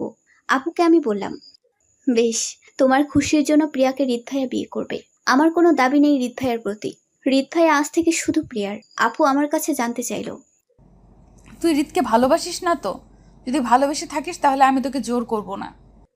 আমি মাথা নাড়িয়ে আপুর কাঁধে হাত রেখে বললাম, না আপু, আমি হৃদ ভাইয়াকে কখনো ভালোবাসিনি। তুমি আমার কথা ভেবো না, প্রিয়াকে সামলাও। আমি একটু আসছি। আমি বাড়িতে ফোন করে কাকিমণির কাছ থেকে সেই ছেলেটার ফোন নাম্বার নিলাম যার সাথে আমার বিয়ে ঠিক হয়েছে। আমার একটা ফোনে ছেলেটা ছুটে এলো হসপিটালের সামনে। তার নাম সায়ান। আমি সায়ানকে বললাম সবটা। সায়ান প্রিয়া আর মিক্সারের কাজিন, সে জানে প্রিয়া কেমন, তাই আমার সাথে অভিনয়ের জন্য হ্যাঁ বলে দিল। আমরা দুজন হাতে হাত ধরে ভিড়ের মধ্যে আসলাম। হৃদ ভাইয়াকে দেখিয়ে হেসে উঠে সবাইকে উদ্দেশ্য করে বললাম, প্রিয়াকে হৃদ ভাইয়া বিয়ে করবে কিনা জানি না, তবে তোমরা সবাই আমার বিয়েতে এসো, এর সাথে আমার বিয়ে হবে। হৃদ ভাই আমাকে টেনে নিজের দিকে ঘুরিয়ে নিল। আমাকে বলল, এসব কি করছিস তুই? সায়ানকে আমি আপুর বিয়েতে দেখেই পছন্দ করে নিয়েছিলাম, আর ওকে আমি বিয়ে করব, ভালোবাসি ওকে। কথাটা শুনে হৃদ ভাইয়া নিশ্চুপ হয়ে রইল। মনে হচ্ছিল জীবনে আরো একবার ভালোবাসায় এমনভাবে ঠকবে কখনো ভাবিনি। কোনো কিছু না বলে ওখান থেকে চলে গেল হৃদ ভাইয়া। আমি ওপরে তাকিয়ে বললাম, হৃদ ভাইয়া তোমার প্রিয়া, তোমাকে বিয়ে করবে, নিচে নেমে এসো। প্রিয়া বলল, ঠিক আছে, তুমি যখন বলছো তখন নামছি। আজই বিয়ের দিন ঠিক করতে ভাইয়া যাবে তোমাদের বাড়িতে। মেঘ স্যার বলল। হ্যাঁ হ্যাঁ হ্যাঁ, যাবো। নেমে আয় বোন। প্রিয়া নিচে নেমে আসলে মেঘ স্যার আপুকে ধন্যবাদ জানালো। আপু আমাকে জড়িয়ে ধরে বলল, আমার বোন হিসেবে তোর প্রতি গর্ববোধ হচ্ছে আজ। আমি সায়ানকে ধন্যবাদ জানালাম অভিনয় করার জন্য। প্রিয়া যে নাটক করছিল তা আমি বুঝি, তবুও জেদের বসে যদি কিছু করে বসতো তাহলে মেঘ স্যারের আপুর সম্পর্কটা নষ্ট হতো, যা আমি চাই না। এবার আমি পুরো হসপিটালে খুঁজে চলেছি হৃদ ভাইয়াকে, কিন্তু পাচ্ছি না কোথাও। আমাকে যে হৃদ ভাইয়াকে বলতে হবে আমি তাকে ঠকাচ্ছি না। হৃদ ভাই আমাকে ভুল বুঝলো, ভাবলো আমি তাকে ঠকাচ্ছি, কিন্তু আমি যদি এমনটা না করতাম তাহলে পরিস্থিতি সামলাতে পারতাম না। আপু আর মেঘ স্যারের সংসারটা ভেঙে যেত। আমি অনেক খুঁজলাম হৃদ ভাইয়াকে, কিন্তু কোথাও পেলাম না। আমি কখনো এমনটা করতেই পারি না। কেন বুঝলো না হৃদ ভাইয়া আমাকে? এখন আমি কোথায় খুঁজবো তাকে? হসপিটালের কোথাও হৃদ ভাইয়া নেই, বাড়িতে ফিরেও পেলাম না। আমার খুব কষ্ট হচ্ছে, কাউকে বোঝাতে পারছি না। এদিকে মেঘ স্যারের আপু এসে প্রিয়ার জন্য বিয়ের প্রস্তাব দিয়ে গিয়েছে, সাথে সায়ানের মা বাবাকে এনে আমার আর সায়ানের বিয়ের তারিখটাও ঠিক করে গিয়েছে। এই মুহূর্তে হৃদ ভাইয়াকে আমার যে খুব প্রয়োজন। আমি যেটা ভেবে এমনটা করেছি সেটা তো তাকে শুনতে হবে। রাত অনেক হয়েছে, আমার চোখে ঘুম নেই। হৃদ ভাইয়া এখনো বাড়ি ফেরেনি, খুব টেনশন হচ্ছে আমার। আমি বিছানা ছেড়ে উঠে হৃদ ভাইয়ের রুমে আসলাম। কিছুক্ষণ অপেক্ষা করে সেখানেই ঘুমিয়ে পড়লাম। ঘুমের ঘরে শুনতে পেলাম ওয়াশরুম থেকে কাতরানোর শব্দ শোনা যাচ্ছে। আমি ছুটে গিয়ে দেখলাম হৃদ ভাইয়া ওয়াশরুমে গুটিসুটি হয়ে ভেজা শরীরে বসে আছে আর শীতে কাতরাচ্ছে। তার মানে সারাদিন হৃদ ভাইয়া এখানেই বসেছিল। আমি এগিয়ে আসলাম, হৃদ ভাইয়াকে জড়িয়ে ধরে বুঝতে পারলাম গায়ে খুব জ্বর। আমার স্পর্শ পেয়ে হৃদ ভাইয়া কেঁদে উঠল। আমাকে বলল, তুই আমাকে ভালোবাসিস না ফুল? আমি তো তোকে খুব ভালোবাসি। কে বলেছে আমি তোমায় ভালোবাসি না? তোমাকেই শুধু ভালোবেসে এসেছি সারা জীবন আমি। বুঝতে শিখেছি ধরে আমার মনে শুধু তুমি। আমার ফুলের জন্য নিজেকে কেন কষ্ট দিচ্ছ? একটাবার আমাকে বোঝানোর সুযোগ দাও। ওঠো, রুমে চলো। হৃদ ভাইয়া মাথা ঝাঁকিয়ে বলল, না, আমার আর বাঁচতে ইচ্ছা করে না। প্রথমে নূর, আর এখন তুই। তোকে আমি কেন বিয়ে করেছিলাম জানিস? কারণ তোকে আমি হারিয়ে ফেলতে চাইনি। নূর আর আমি দুজন দুজনকে ছোটবেলা থেকেই ভালোবেসে এসেছি। নূরের জন্য কত মাইর খেয়েছি স্কুলে। ক্লাসে নূর যেদিন পড়া করতো না সেদিন আমি পড়া হলেও দাঁড়িয়ে ওর সাথে মাইর খেয়েছি, ওর কষ্টটা অনুভব করতে। নূর যেদিন হোমওয়ার্ক করতো না সেদিন ক্লাসে আমিও আমার অঙ্ক খাতাটা ব্যাগ থেকে বের করতাম না। কড়া রোদ্দুরে ওর সাথে কান ধরে দাঁড়িয়েছি, যেন ও নিজেকে একা ফিল না করে। যখন নূর আমাকে বলতো ভালোবাসি, তখনও যা চাইতো তাই এনে দিতাম। কিন্তু যখন মেঘকে চেয়ে বসলো, আমি অনেক ভেঙে পড়েছিলাম। নূর আমাকে বলেছিল মন থেকে কখনো ওভাবে ভালোবাসিনি। মেঘকে যেদিন দেখেছে সেদিন থেকে ভালোবাসার আসল মানেটা বুঝতে শিখেছে। মেঘের জীবনে একটা অন্য মেয়ে ছিল। নূর সবসময় মন মরা হয়ে থাকতো, ঠিক মতন খেত না, নিজের যত্ন নিত না, কারো সাথে হাসি মুখে কথাও বলতো না। আমি মেঘের কাছে গিয়ে নূরের খুশি চাইলাম। মেঘ আমাকে অনেক অপমান করেছিল। ও তো অন্য একটি মেয়েকে ভালোবাসতো। যখন আমি জানতে পারলাম মেয়েটি ভালো না, শুধুমাত্র টাকার লোভে মেয়ের সাথে রিলেশন করছে, তখন আমি সব প্রমাণ জোর করে মেঘের সামনে রাখলাম। মেঘ আমার প্রতি কৃতজ্ঞ হলো, আমাকে বন্ধু মানল। আমি তখন মেঘ আর নূরকে এক করার চেষ্টা করলাম। ওদের একসাথে দেখা করানো, দুজনকে দুজনের জন্য যোগ্য প্রমাণ করা, সব কিছু আমি করেছি। প্রচণ্ড হতাশায় থাকতাম আমি। একদিন বাড়িতে এসে তোর এই নিরীহ মুখটা দেখলাম। আমার প্রতি তোর এত কেয়ারিং সেদিন প্রথম আমার ভালো লাগাতে পরিণত হলো। ধীরে ধীরে তোকে ভালোবাসতে চেষ্টা করলাম যেন নূরকে ভুলতে পারি। আর আজ আমি তোকে এতটা ভালোবেসে ফেলেছি যে তোকে ছাড়া গোটা দুনিয়াটা আমার কাছে শূন্য লাগে। আমি মরে যাব তোকে না পেলে ফুল। তুই যত ইচ্ছা কষ্ট দে আমায়, শুধু আমার সাথে থাক। একটু ভালোবাসা আমায় প্লিজ ফুল। কখনো বলিস না অন্য কাউকে ভালোবাসি। কথা বলতে বলতে চোখ বন্ধ হয়ে আসলো হৃদ ভাইয়ার। আমি হৃদ ভাইয়াকে শক্ত করে জড়িয়ে ধরে বললাম, আমি আপুর মতন নই। তুমি আমার প্রথম ভালোবাসা, আর এখন আমার স্বামী। কোনো কিছুর বিনিময়ে তোমাকে আমি কষ্ট দেব না।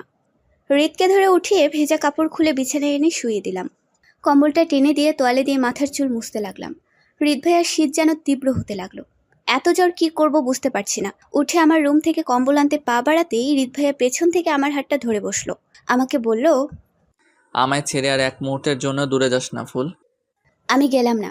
কম্বলের ভেতরে এসে হৃদ ভাইয়াকে খুব শক্ত করে জড়িয়ে ধরলাম। জানতে চাইলাম, তোমার কি খুব শীত করছে হৃদ ভাইয়া? হৃদ আমাকে ঘুরিয়ে আমার উপরে এসে শক্ত করে আমাকে জড়িয়ে ধরে গলায় নাক ডুবিয়ে বলল, আমাকে আর ভাইয়া বলিস না, নাম ধরে ডাকিস। আমি চোখ বন্ধ করে বললাম, আজ সত্যি মনে হচ্ছে আমি তোমার স্ত্রী। তুমি বিয়েটা ওভাবে না করলে এই ফিলটা আর আমার প্রতি তোমার এই পাগল করা ভালোবাসাটা আমি বুঝতাম না হৃদ। প্রচণ্ড শীতের সকাল, হৃদ ভাইয়ের কম্পিত শরীর, ঘড়িতে টিকটক শব্দ। মাথাটা ভার ভার লাগছে আমার, শরীরের দুর্বলতা জানান দিচ্ছে কোনো শক্তি নেই নড়াচড়া করবার। হৃদ ভাইয়ের মাথাটা আলতো করে আমার বাহুডোর থেকে সরাতে নিলে ঘুম ঘুম চোখে মুখটা তুলে চাইলো আমার মুখের দিকে। চোখ দুটো ছোট করে আমার গালে হাত রেখে বলল, এ কি ফুল তুই আমার কাছে? হৃদ ভাইয়া ঝট করে আমার কপালে হাত রেখে বলে উঠল, তোর তো জ্বরে গা পুড়ে যাচ্ছে। কাল রাতে তুই আমার কাছে কেন ঘুমিয়েছিলি? আমি হৃদ ভাইয়ের বুকে হাত রেখে উঠে বসার চেষ্টা করলাম। আমাকে টেনে তুলে পিঠে বালিশ ঠেকিয়ে কম্বলটা শরীরে টেনে দিল। আমি দু চোখে সবকিছু ঝাপসা দেখতে লাগলাম। হৃদ ভাইয়া বলে উঠল, আমাকে ঠকিয়ে আমার ভালোবাসাকে অপমান করে আবার আমার কাছে আসার মানে কি হয় তোর? আমি ভাবলাম, এটা কি বলছে হৃদ ভাইয়া? মুখের দিকে তাকিয়ে মুখটা মলিন করে বললাম, এসব তুমি কি বলছো হৃদ? কাল রাতে তুমি আমায় ভালোবাসলে, আদর করলে, তোমার কি মনে নেই? হৃদ ভাই আমার দু কাঁধে হাত শক্ত করে রেখে রাগী দৃষ্টিতে তাকিয়ে বলল, আমি তোকে আদর করেছি? কই মনে নেই আমার। আর যদি করেও থাকি জ্বরের ঘরে করেছি। কিন্তু তুই যেটা করেছিস সজ্ঞানে, আমি তোকে তার জন্য কখনো ক্ষমা করতে পারবো না। কষ্ট দিয়েছিস আমায়। তোরা দুই বোন একদম এক। ভালোবাসা তোদের কাছে শুধুই খেলা। তোকে তো আমি ভিন্ন ভেবেছিলাম ফুল। তাহলে এমনটা কেন করলি আমার সাথে? ভরা হসপিটালের সকলের সামনে বলে ফেললি ওই ছেলেটাকে তুই ভালোবাসিস, ছেলেটাকে বিয়ে করবি। আর আমাদের বিয়েটা, ওটার কথা তোর তখন মনে ছিল না? রাতে কেন আসলি আমার কাছে? আমি কিছুতেই কাল রাতে তোকে কাছে টানতাম না যদি আমি সুস্থ থাকতাম। আমি হৃদের হাতটা টেনে ধরলাম। অসহায় দৃষ্টিতে ওর দিকে তাকিয়ে বললাম, এভাবে বলছো কেন আমায়? কষ্ট দিচ্ছ আমায়? এই তুমি আমায় ভালোবাসো? দেখছো জ্বরে আমার গা পুড়ে যাচ্ছে, তারপরও এমনভাবে কথা বলছো আমার সাথে? জ্বরে তোর গা পুড়লে আমি কি করব? তোকে তো আমি বলিনি শরীরে জ্বর বাঁধাতে। হৃদ, তুমি কিন্তু অনেক বলছো। এবার কিন্তু সত্যি এই রুম থেকে চলে যাব আমি, আর কখনো আসবো না তোমার কাছে। হৃদ ভাইয়া গম্ভীরভাবে মুখ করে পড়ে আছে। বাইরে থেকে মা আর কাকিমণি ফুল বলে চিৎকার করে চলেছে। কিছুক্ষণ ডাকাডাকি করে হৃদের রুমের দরজার কাছে এসে কাকিমণি বলে উঠল, হৃদ, দরজা খোল। সকাল থেকে ফুলকে কোথাও খুঁজে পাওয়া যাচ্ছে না। বাড়িতে কোথাও নেই, আমাদের টেনশন হচ্ছে খুব। কথাটা শুনতেই হৃদ উঠে গিয়ে দরজাটা খুলে দিল। কাকিমণি হৃদকে আমার কথা বলতে বলতে রুমের মধ্যে তাকিয়ে দেখলো হৃদের বিছানায় আমি। কাকিমণি ভেতরে আসতেই আমি কম্বলটা শরীরে ভালোভাবে টেনে জড়িয়ে নিলাম। হৃদ কড়া শব্দে উল্টো দিকে মুখ ঘুরিয়ে বলল, ওকে এখান থেকে নিয়ে যাও মা, আর কখনো যেন ওর আমার সামনে না আসে। কথাটা বলে হৃদ রুম থেকে বেরিয়ে যেতে লাগলো। কাকিমণি আটকালো হৃদকে।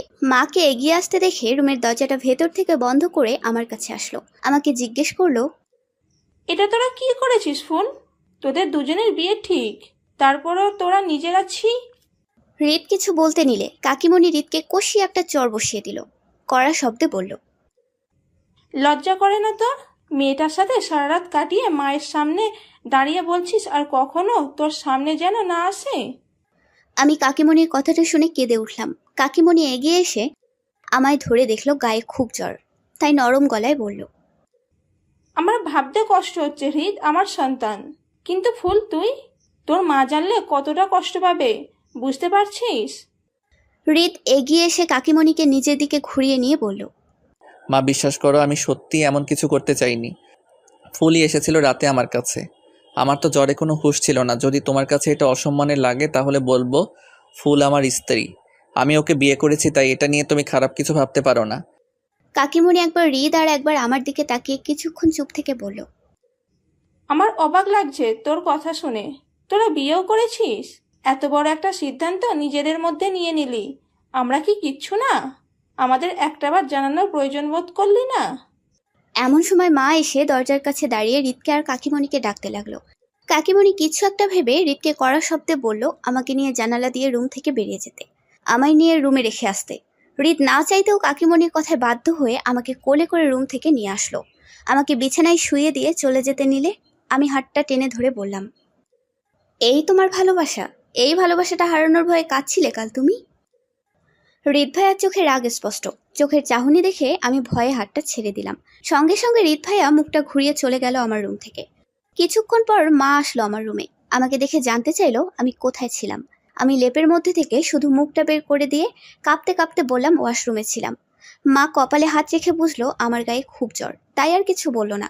সারাদিন রুমে থেকে সন্ধ্যার দিকে জ্বর খানিকটা কমেছে অনুভব করলাম। আপু ফোন করে বলেছে আপুর বাড়িতে নিউ ইয়ার পার্টি, রাতে অনেক মজা হবে, সায়ানও আসবে। আমাকে তো আসতেই হবে, আমি না বলে দিয়েছি। একে তো হৃদ ভাইয়া রেগে আছে আমার উপর, ওর রাগ না ভাঙিয়ে পার্টিতে গিয়েছি শুনতে পারলে আরও রেগে যাবে। আমি বসে বসে ভাবছি কিভাবে হৃদ ভাইয়ার রাগ ভাঙানো যায়। এত ভালোবাসে আমায়, অথচ রাগ করলে সেটা স্বীকার করতে চায় না। রাত 11টা ছুঁই ছুঁই মিনির ফোন আসলো। মিনি আমাকে বলল পার্টিতে নাকি হৃদ ভাইয়া গিয়েছে আর প্রিয়ার সাথে ডান্সও করছে। আমার প্রচণ্ড রকমের রাগ হচ্ছে এখন। যার কষ্ট হবে বলে আমি পার্টিতে গেলাম না, সে প্রিয়ার সাথে পার্টিতে গিয়ে ডান্স করছে। আমি রুম থেকে বেরিয়ে রান্নাঘরে সোজা ঢুকলাম। মেজাজ এতটাই খারাপ থেকে সব সবজি বের করে আপন মনে কেটে চলেছি। কাকিমণি রান্নাঘরে এসে এটা দেখে আমার কাছে জানতে চাইল। ফুল, এভাবে সবজি কাটছিস কেন? আমি অন্যমনস্ক হয়ে ফিরে তাকাতে আমার হাতটা একটুখানি কেটে গেল। কাকিমণি আমার হাতে হলুদ লাগিয়ে দিয়ে বলল, কি হয়েছে ফুল, তুই এমন পাগলামি কেন করছিস? আমি অসহায় দৃষ্টিতে কাকিমণির দিকে তাকিয়ে বললাম, তোমার ছেলে আমাকে হুট করে বিয়ে করেছে। বিয়ের আগের মুহূর্ত অব্দি আমাকেও বলেনি বিয়ে করবে। হঠাৎ এসেই ভালোবাসি বলেছে। কখনো বুঝতে দেয়নি আমার প্রতি আগে কোনো অনুভূতি ছিল। কাল সারাটা রাত ভালোবাসার কথা বলেছে, আমাকে স্বপ্ন দেখিয়েছে। সকাল হতেই বলছে আমি কেন রাতে তার রুমে এসেছি। আর এখন আপুর বাসায় পার্টিতে প্রিয়ার সাথে ডান্স করছে, যার সাথে বিয়ে ঠিক হয়েছে। কোথায় ভেবেছিলাম বিয়েটা ভেঙে যাবে, কিন্তু না, তোমার ছেলে ঠিক করেই নিয়েছে আমার উপর জেদ দেখিয়ে প্রিয়াকে বিয়ে করবে। এখন তুমি তোমার ছেলের বিচার করো কাকিমণি, আমি ওর অবহেলা আর নিতে পারছি না। কাকিমণি আমাকে ঘুরিয়ে মুখের দিকে তাকিয়ে বলল, তুই কি হৃদকে খুব ভালোবাসিস ফুল? আমি মাথা কাত করে হ্যাঁ অর্থ বোঝালাম। কাকিমণি বলল, তাহলে তুই পার্টিতে যা, হৃদকে বোঝা, বাড়িতে ফিরিয়ে নিয়ে আয়। যদি না বোঝে আমি তো আছি, কথা বলবো আমি হৃদের সাথে। কিভাবে যাব আমি? মা এত রাতে বের হতে দেবে না। তুই চুপি চুপি বের হ। তোকে খুঁজলে আমি না হয় বলে দেব তুই রুমে ঘুমাচ্ছিস, যেতে দেব না তোর রুমে। আমি সঠিক সময় বুঝে তোর মাকে হৃদ আর তোর কথাটা বুঝিয়ে বলবো। এখন সবটা জানলে কষ্ট পাবে তোর মা। আমি একটা স্বস্তির নিঃশ্বাস ছাড়লাম। রেডি হয়ে কাকিমণির সাহায্যে বাড়ি থেকে বের হলাম। আপুর বাড়িতে এসে হৃদকে খুঁজছি। মিনি আর নিশির সাথে দেখা হলো। ওরা বলল, তুই আসবি জানলে সায়ান ভাইয়া আসতো ফুল। আমার জন্য সায়ান কেন আসবে? ওরা হেসে উঠে বলল, সায়ান ভাইয়ার মতো এত সহজ সরল একটা ছেলে, যে সারা জীবন বইয়ের মাঝে মুখ গুজে রেখেছে, সে তোকে পছন্দ করে বিয়ের প্রস্তাব পাঠিয়েছে, আর তোর জন্য পার্টিতে আসতে পারবে না। সায়ান আসুক বা না আসুক তাতে আমার কি? হৃদ আমার স্বামী, ওর জন্য এসেছে এই পার্টিতে আমি। কোথায় হৃদ? তোরা দেখেছিস ওকে? মেঘ ভাইয়া আর প্রিয়ার সাথে উপরে যেতে দেখেছি। আমি তাকিয়ে দেখতে পেলাম মেঘ স্যার সিঁড়ি থেকে নামছে, সাথে হৃদ আর প্রিয়া নেই। ওদের সামনে আর এক মুহূর্ত না দাঁড়িয়ে আমি ছুটে মা সিঁড়িতে গিয়ে মেঘ স্যারের সামনে দাঁড়িয়ে বললাম, হৃদ কোথায় স্যার? মেঘ স্যার যেন আমার কথা এড়ানোর চেষ্টা করলো, আমাকে বলল, এ কি ফুল তুমি? নূর তো ইমার্জেন্সি কারণে হসপিটালে আছে, তুমি এনজয় করো পার্টিতে। মেঘ স্যারের কথায় কোনো প্রতি উত্তর না দিয়ে আমি উপরে উঠতে লাগলাম। মেঘ স্যার আমাকে আটকানোর চেষ্টা করলো। আমার মনে সন্দেহ জাগলো। ছুটে ওপরে আসলাম আর সবগুলো রুমে হৃদ আর প্রিয়াকে খুঁজতে লাগলাম। একটা রুমের দরজার সামনে এসে ভেতর থেকে হৃদের কণ্ঠ শুনতে পেলাম। হৃদ বলছে, ফুল অনেক খারাপ হয়ে গেছে, নষ্ট হয়ে গেছে ফুল। আর যাই হোক, তুমি ফুলের থেকে ভালো। এটুকু শুনতে আমার কাঁধে মেঘ স্যারের হাত পড়লো। মেঘ স্যার হেসে উঠে বলল, শুনে নিয়েছো এবার হৃদ তোমাকে কতটা অপছন্দ করে, তোমাকে অন্যের সামনে খারাপ বলে, এরপরও হৃদের কাছে যাবে? হৃদ তো চায় এখন প্রিয়ার সাথে সময় কাটাতে, তাই বলছি ওদেরকে ওদের মতো থাকতে দাও, সামনে ওদের বিয়ে। এমন সময় ভেতর থেকে প্রিয়ার কণ্ঠ শুনতে পেলাম। প্রিয়া বলে উঠল, ঠিক বলছো রিত, ফুল নষ্ট হয়ে গেছে। নূর ভাবি বলল তো ফুল পার্টির জন্য বাড়ি থেকে বের হয়েছে, অথচ দেখো পার্টিতে সবাই আছে, শুধু ফুল নেই। তোমাকে বললে তো বিশ্বাস করো না, এসে দেখলে তো ফুল নেই পার্টির কোথাও। ফুল শাহানের সাথে পার্টি করছে হোটেলে। যদি জানতাম কোন হোটেলে তোমাকে বলতে পারতাম, নিজে গিয়ে দেখে আসতে। এটুকু শুনে আমি রুমের দরজাটা খুব জোরে ধাক্কা দিয়ে খুলে ফেললাম। তাকিয়ে দেখলাম প্রিয়া হৃদের খুব কাছে, শার্টের কলারটা মুঠোয় টেনে নিয়ে ওর মুখের খুব কাছে মুখটা রেখে আছে। আমি এই দৃশ্য দেখে এগিয়ে এসে প্রিয়াকে টেনে এনে কষিয়ে একটা চড় মারলাম। প্রিয়া ছিটকে পড়তে লাগলে মেঘ স্যার প্রিয়াকে ধরে বসলো। প্রিয়া গালে হাত দিয়ে কেঁদে উঠে মেঘ স্যারকে বলল, ভাইয়া, আমি বলছিলাম হৃদের সাথে একটু একা সময় কাটাতে চাই। নতুন বছর একান্তে হৃদের মুখ দেখে শুরু করতে চাই। তাহলে তুমি থাকতে ফুল কিভাবে এখানে আসতে পারলো? মেঘ স্যার ঘুরে এসে বলল, তোমার সাহস হয় কি করে আমার বোনের গায়ে হাত তোলার? আমাকে মারবার জন্য হাত উঁচু করলে আমি হাতটা ধরে বসলাম। মেঘ স্যারের চোখের দিকে তাকিয়ে বললাম, আপনাকে যে সম্মানটুকু করতাম তা আপনার বোনের জন্য এসব নোংরা কাজ করে শেষ করে দিয়েছেন স্যার। আমি এটাও ভুলে যেতে বাধ্য হব আপনি আমার বোনের স্বামী। যা পারেন আপনি করেন, আমি হৃদকে ছাড়বো না। হৃদ বললেও না। আপুর জন্য হৃদ অনেক কষ্ট পেয়েছে। এটা শোনার পর হৃদকে আমি আরো কষ্ট পেতে দেব? কিছুতেই না। হৃদ আমার স্বামী, আর আমারই থাকবে সারা জীবন। আপনার বোনের আবদার পূরণ না করে আপনার বোনকে কিভাবে সঠিক পথে আনবেন সেটা ভাবুন। কথাটা বলে হৃদের দিকে ঘুরে তাকালাম। চোখ মুখ ছোট করে এদিকে ওদিকে তাকাচ্ছে হৃদ। আমি কাছে এসে ওর মুখটা ধরে বুঝতে পারলাম মদের গন্ধ বের হচ্ছে মুখ থেকে। আমি বললাম, হৃদ, তুমি মদ খেয়েছো? হৃদ মাথা নাড়িয়ে হ্যাঁ বলে হেসে উঠল। আমি হৃদের হাতটা আমার কাঁধে বাঁধিয়ে বললাম, বাড়িতে চলো হৃদ। পাশ থেকে প্রিয়া কেঁদে উঠে বলল, ভাইয়া, কিছুক্ষণ পরে 12টা বাজবে। আমার হৃদকে চাই। হৃদের মুখ দেখে আমি নতুন বছর শুরু করব। আর হৃদও আমাকেই দেখবে। প্লিজ ভাইয়া, কিছু একটা করো। প্রিয়ার বায়না শুনে মেঘ স্যার হাত জোর করে আমাকে বলল, প্লিজ ফুল, আমি কোনো অশান্তি চাই না, তোমার কাছে অনুরোধ করছি আমি হৃদকে রেখে যাও। আমার বোনের জন্য আমি সব করতে পারি, তুমি যত টাকা চাইবে তত টাকা দেব। আমি ওদের পাত্তা না দিয়ে হৃদকে নিয়ে আসতে লাগলাম। ওরা এবার মুখের কথায় না পেরে জোর করে হৃদকে আমার কাছ থেকে ছাড়াতে চাইলো। হৃদকে নিয়ে রুম থেকে বের হতে আমি ওদেরকে বাইরে থেকে লক করে দিলাম। দরজার ওপাশ থেকে ওরা চিৎকার করতে লাগলো খোলার জন্য। আমি শুনলাম না, চলে আসলাম ওদের দিকে ঘুরে না তাকিয়ে। হৃদকে নিয়ে চুপে চুপে বাড়িতে ঢুকলাম আমি। কাকিমণি তখন বাড়ির ডুপ্লিকেট চাবিটা দিয়েছিল আমায়, এজন্য তেমন অসুবিধা হয়নি। এত রাতে বাড়ির সকলেই ঘুম। কোনো রকম শব্দ না করে হৃদকে তার রুমে নিয়ে আসলাম। বিছানার উপর বসিয়ে পা থেকে জুতা খুললাম। হৃদকে বললাম, তুমি একটু বসো, আমি তোমার জন্য লেবু শরবত নিয়ে আসছি। কথাটা বলে যেতে লাগলে আমার শাড়ির আঁচলটা টেনে ধরে চোখ মুখ ছোট করে বলল হৃদ। ফুল, তুই শাড়ি পরেছিস? আমি এগিয়ে এসে হৃদের পাশে বসলাম। মুখের কাছে একটু ঝুঁকে বললাম, কেমন লাগছে আমায়? কাকিমণি নিজের হাতে আমাকে আজ সাজিয়ে দিয়েছে, শুধু তোমার জন্য, যেন তোমার চোখ অন্য কোনো মেয়ের ওপর না যায়। হৃদ আলতো হাতে আমার মুখে নিজের আঙুল বোলাচ্ছে, আমাকে বিড়বিড় করে বলছে, তোকে তো পরীর মতো লাগছে ফুল। কথাটা বলেই আমার ঠোঁটে একটা চিমটি কাটলো। আমি আহ বলে উঠলাম। উঠে দাঁড়িয়ে বললাম, তুমি বসো, আমি তোমার জন্য লেবুর শরবত আনছি। কথাটা বলে হৃদকে রুমে রেখে রান্নাঘরে আসলাম। হৃদের জন্য লেবুর শরবত করে রুমে এসে দেখি সে ঘুম। মাথার কাছে গ্লাসটা রেখে পাশে বসলাম আমি। হৃদের চুলের ভাঁজে হাত রেখে বললাম, কাল সকালে তুমি ঘুম থেকে উঠে দেখবে সব ঠিক হয়ে গেছে। তোমার আর আমার মধ্যে আর কেউ আসবে না হৃদ। কখনো কষ্ট পেতে দেবো না তোমাকে আমি। আপু যে ভুল করেছে সেটা আমি করব না।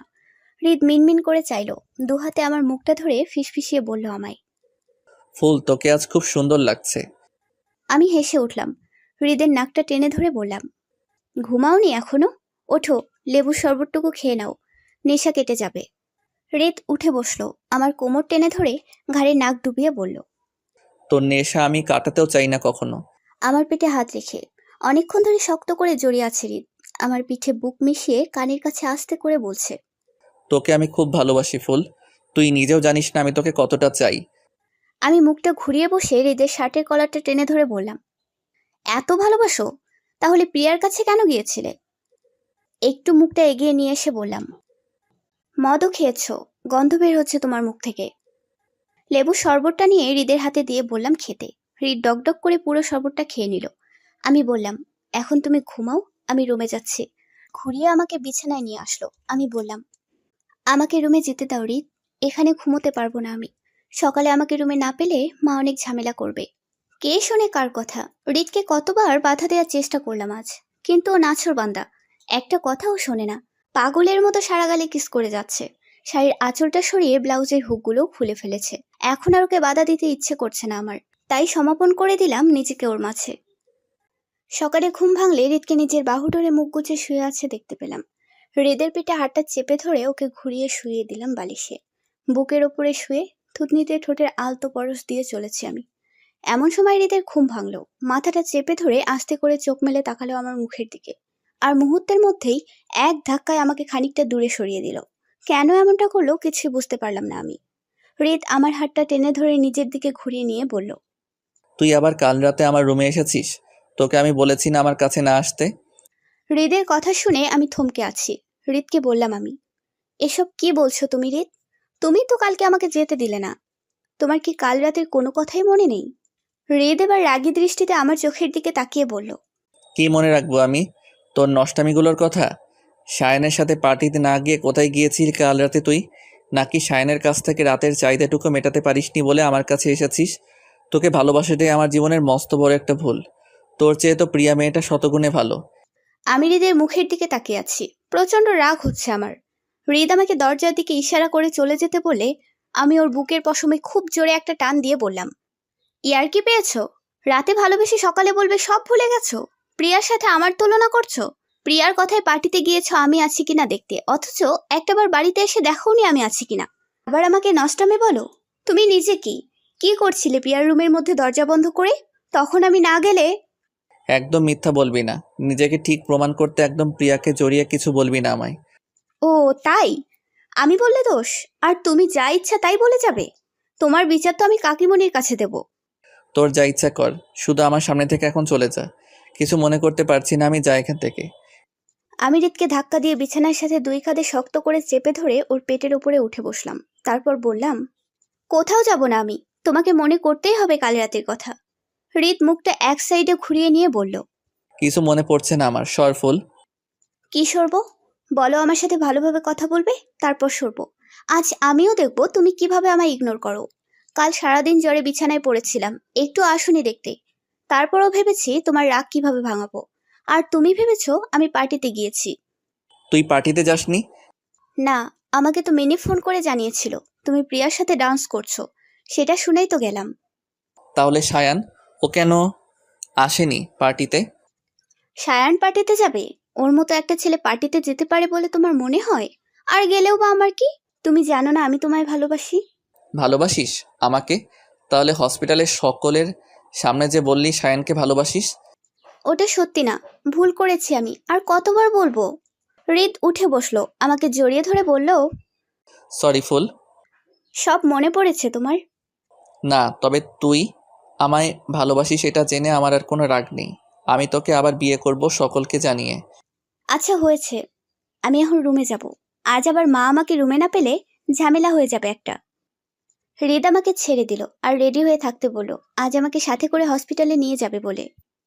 বিছানার উপরে অনেকগুলো ড্রেস এলোমেলো করে রেখেছি। আয়নার সামনে দাঁড়িয়ে একটা একটা করে তুলছি আর ভাবছি কোনটা আমাকে ভালো লাগবে, কোনটা পরবো আজ বুঝতে পারছি না আমি। এদিকে মা এসে সকাল সকাল আমার রুমের অবস্থা দেখে শুরু করে দিয়েছে তার বকুনি। হৃদ দিকে তাকিয়ে দেখলাম 8টা বাজতে চলো। হৃদ নির্ঘাত আমাকে এবার ফেলে রেখে চলে যাবে। তাড়াহুড়ো করে আমি এক ছুটে ওয়াশরুমে চলে আসলাম। খুব দ্রুতভাবে শাওয়ার নিলাম। পরক্ষণে মনে পড়লো ড্রেস আনতে ভুলে গেছি। রুমে মা বসে রয়েছে। মাকে বললাম, মা, বিছানার ওপর থেকে যেই ড্রেসটা তোমার ভালো লাগে সেটা আমাকে দাও। মায়ের কোনো সাড়া শব্দ নেই। আমি ওয়াশরুমের দরজাটা হালকা একটু খুলে মুখ বের করে দেখলাম হৃদ দাঁড়িয়ে আছে, হাতে একটা লাল ড্রেস। ও চোখের ইশারায় পুরো রুমটা দেখিয়ে বলল আমায়। কি করেছিস রুমের অবস্থা? হাতে থাকা ড্রেসটা আমার দিকে বাড়িয়ে দিয়ে বলল। লাল রংটা তোকে পরলে ভালো লাগবে। আমি খুশি খুশি ড্রেসটা হাতে নিলাম। অমনি মায়ের কণ্ঠ কানে এলো। মা আমার রুমের দিকে আসছে, বলছে, আমাকে দেখেছিস ফুল? আমি একটানে হৃদকে ওয়াশরুমের মধ্যে নিয়ে আসলাম। মা রুমে আসলে বলে উঠলাম, ভুলে গেছি কেন ডেকেছিলাম। তুমি যাও মা, আবার ডাকলে এসো। আমি এখানে বসেছি, তুই বের হ। যদি আবার দরকার পড়ে তোকে গুছিয়ে দিয়ে তারপর যাব। কথাটা বলে বিছানার ওপরে পড়ে থাকা এলোমেলো কাপড়গুলো গুছাতে লাগলো মা। হৃদের মুখের দিকে তাকিয়ে দেখলাম ও আমার দিকে এক দৃষ্টিতে তাকিয়ে আছে। আমি বুঝতে পারছি আমার জন্য ওর দেরি হচ্ছে, তার উপর ভিজেও গিয়েছে। আবার চোখের চাহনি দেখে ভয়ও লাগছে আমার। তখন যদি ওকে রুমের ভেতর না আনতাম, মা ওকে আমার রুমে দেখলে সমস্যা হয়ে যেত। কিভাবে বোঝাবো ওকে এটা? মুখটা এগিয়ে কানের কাছে এনে ফিসফিসিয়ে বললাম, হৃদ, তোমার কি রাগ হচ্ছে আমার ওপর? রাগ না হলে বলো, আমার ভয় করছে। দেখো, আমি তো প্রতিদিন লেট করি। তুমি একদিন লেট করলে তেমন একটা সমস্যা হবে না তোমার। কথাটা শেষ না হতে হৃদ আমার মাথাটা 2 হাতে শক্ত করে চেপে ধরলো। আমি ভয় পেয়ে কিছু বলে উঠতে লাগলাম, তখনই হৃদ আমার ঠোঁট দুটো নিজের ঠোঁট দিয়ে বন্ধ করে দিল। আমি কিছু বলতেও পারছি না। সেটা দেখে হৃদ আমাকে ছেড়ে দিল। ঠোঁটে আঙুল রেখে ফিসফিসিয়ে বলল, কথা বলিস না। আমি হৃদের আঙুলটা ঠোঁটের ওপর থেকে সরিয়ে দিয়ে শার্টের কলারটা খামচে ধরে মুড়িয়ে বললাম, তুমি আমার উপর রাগ করনি তাহলে? হৃদ মাথা নাড়ালো, আমাকে ঘুরিয়ে নিয়ে পেছনে থেকে ভেজা চুলগুলো সরিয়ে দিল। পেটে হাত রেখে কাছে টেনে নিয়ে আমার পিঠের সাথে নিজের বুকটা মিশালো। আমার কাঁধে নাক ঘেঁষতে লাগলো। আমি রুমের দরজার শব্দ পেয়ে বুঝতে পারলাম মা বেরিয়ে গেছে। হৃদকে সরিয়ে দিয়ে ঘুরে তাকালাম। শাওয়ার বন্ধ করে বললাম, এখন তুমি যাও, মা রুমে নেই। আবার আসার আগে পালাও। হৃদ মাথা নাড়িয়ে ওয়াশরুম থেকে বেরিয়ে গেল। আমি ভেজা ড্রেসটা বদলে হৃদের দেওয়া ড্রেসটা পরলাম। ওয়াশরুম থেকে বের হয়ে দেখলাম কাকিমণি আর হৃদ দাঁড়িয়ে আছে। হৃদ ভেজা শরীরে এখনো দাঁড়িয়ে আছে আমার রুমে। কাকিমণি আমাকে দেখে বলল, তোরা কি শোধরাবি না? কি শুরু করেছিস সেটা? আমার জায়গায় যদি তোর মা চলে আসতো তাহলে? তোদের এসব দেখে কতটা কষ্ট পেত তোর মা, বুঝতে পারছিস? একটু ধৈর্য নেই তোদের মধ্যে? আমি আর হৃদ মাথাটা নিচু করে আছি। কাকিমণি আবার বলল, আমি আজই তোর মায়ের সাথে তোদের কথাটা বলবো। অনেকবার বলতে চেয়েও বলবো বলবো করে আর বলা হয়ে ওঠেনি, তবে আজ অবশ্যই বলবো। কাকিমণি হৃদকে উদ্দেশ্য করে বলল। রুমে গিয়ে কাপড়টা বদলে নাও, নয়তো ঠান্ডা লেগে যাবে। হৃদ কোনো কথা না বলে চলে গেল। কাকিমণি এগিয়ে এসে আমাকে বলল, তুই তো জানিস তোর মায়ের মনে কতটা কষ্ট। তোর বাবা জীবিত থেকেও নেই, তোর মাকে ছেড়ে চলে গেছে, 12 বছর হয়েছে। তারপরও কিভাবে তোদের 2 বোনকে মানুষ করেছে তা আমি জানি। তোদের বাবার স্বপ্ন ছিল তোদেরকে ডাক্তার করবার। এখন তোর বাবা না থাকলেও সেটার জন্য নিজের গহনা, বাবার দেওয়া সম্পত্তি সব বিক্রি করে দিয়েছে তোর মা। আজ তোরা যা সব তোদের মায়ের জন্য। তোর মা তোর বাবাকে এখনো খুব ভালোবাসে ফুল। জানিস 1 বছর আগে হৃদের বাবা যখন মারা যায় তখন তোর মাই আমাকে সামলিয়েছিল। এমন কিছু করিস না যেন তোর মা কষ্ট পায়। আমি আজ তোদের ব্যাপারটা বুঝিয়ে বলবো, কিন্তু তোরা বাড়ির মধ্যে আজ আর এমন কোনো পাগলামি করিস না। হৃদ ছেলে মানুষ, ও বুঝবে না, তাই তোকে বললাম। কথাগুলো বলে কাকিমণি বেরিয়ে গেল রুম থেকে। ব্রেকফাস্ট টেবিলে হৃদ এসে বসলে আমি উঠে দাঁড়ালাম। ডকডক করে শরবতটুকু খেয়ে দেরি হচ্ছে বলে বেরিয়ে আসলাম। হৃদের গাড়িতে বসে অপেক্ষা করছি। হৃদ এসে গাড়ির দরজা খুলে অবাক হলো। আমাকে দেখে বলল, বাবা এমন ভাব নিয়ে বের হলি, তখন মনে তো হচ্ছিল ক্লাস ছুটে যাচ্ছে। ফার্স্ট ক্লাসে তো তোমার, ছুটলেও বাকি, তুমি তো আমার সামনে। হৃদ হেসে উঠে গাড়িতে এসে বসলো। আমি সিট বেল্ট খুলে হৃদের দিকে এগিয়ে এসে ওর কাঁধে মাথা রাখলাম। হৃদ এক ধমক দিয়ে বলল, রাস্তাঘাটের পথ দুর্ঘটনা হয়ে যেতে পারে, সিট বেল্ট বাদ। আমি মাথা নাড়িয়ে সরে এসে সিট বেল্ট বেঁধে নিয়ে বসলাম। আজ সবগুলো ক্লাস করেছি। প্রিয়া শাকচুন্নিটা আজ আসেনি। খুব আনন্দ লাগছে। আসল আনন্দ হচ্ছে কাকিমণি মায়ের সাথে কথা বলবে এর জন্য। সব ওয়ার্ডে যেয়ে পেশেন্টের সাথে গল্প করছি, খোঁজ খবর নিচ্ছি। লাঞ্চ টাইম হতেই হৃদের কথা মনে পড়লো। আমি ছুটে হৃদের কেবিনে আসলাম, দেখলাম হৃদ পেরিয়ে যাচ্ছে। আমি বললাম, আজ তোমার সাথে লাঞ্চ করব। ও বলল কাকিমণি কিছু গহনা বানাতে যাবে আমাদের বিয়ের জন্য, তাই কাকিমণিকে নিয়ে জুয়েলারি শপে যাচ্ছে। আমাকেও যেতে বলল। আমি বললাম যাব না, এখানে আনন্দই হচ্ছে, তুমি যাও, আজ আমি ভরপুর আনন্দ করব।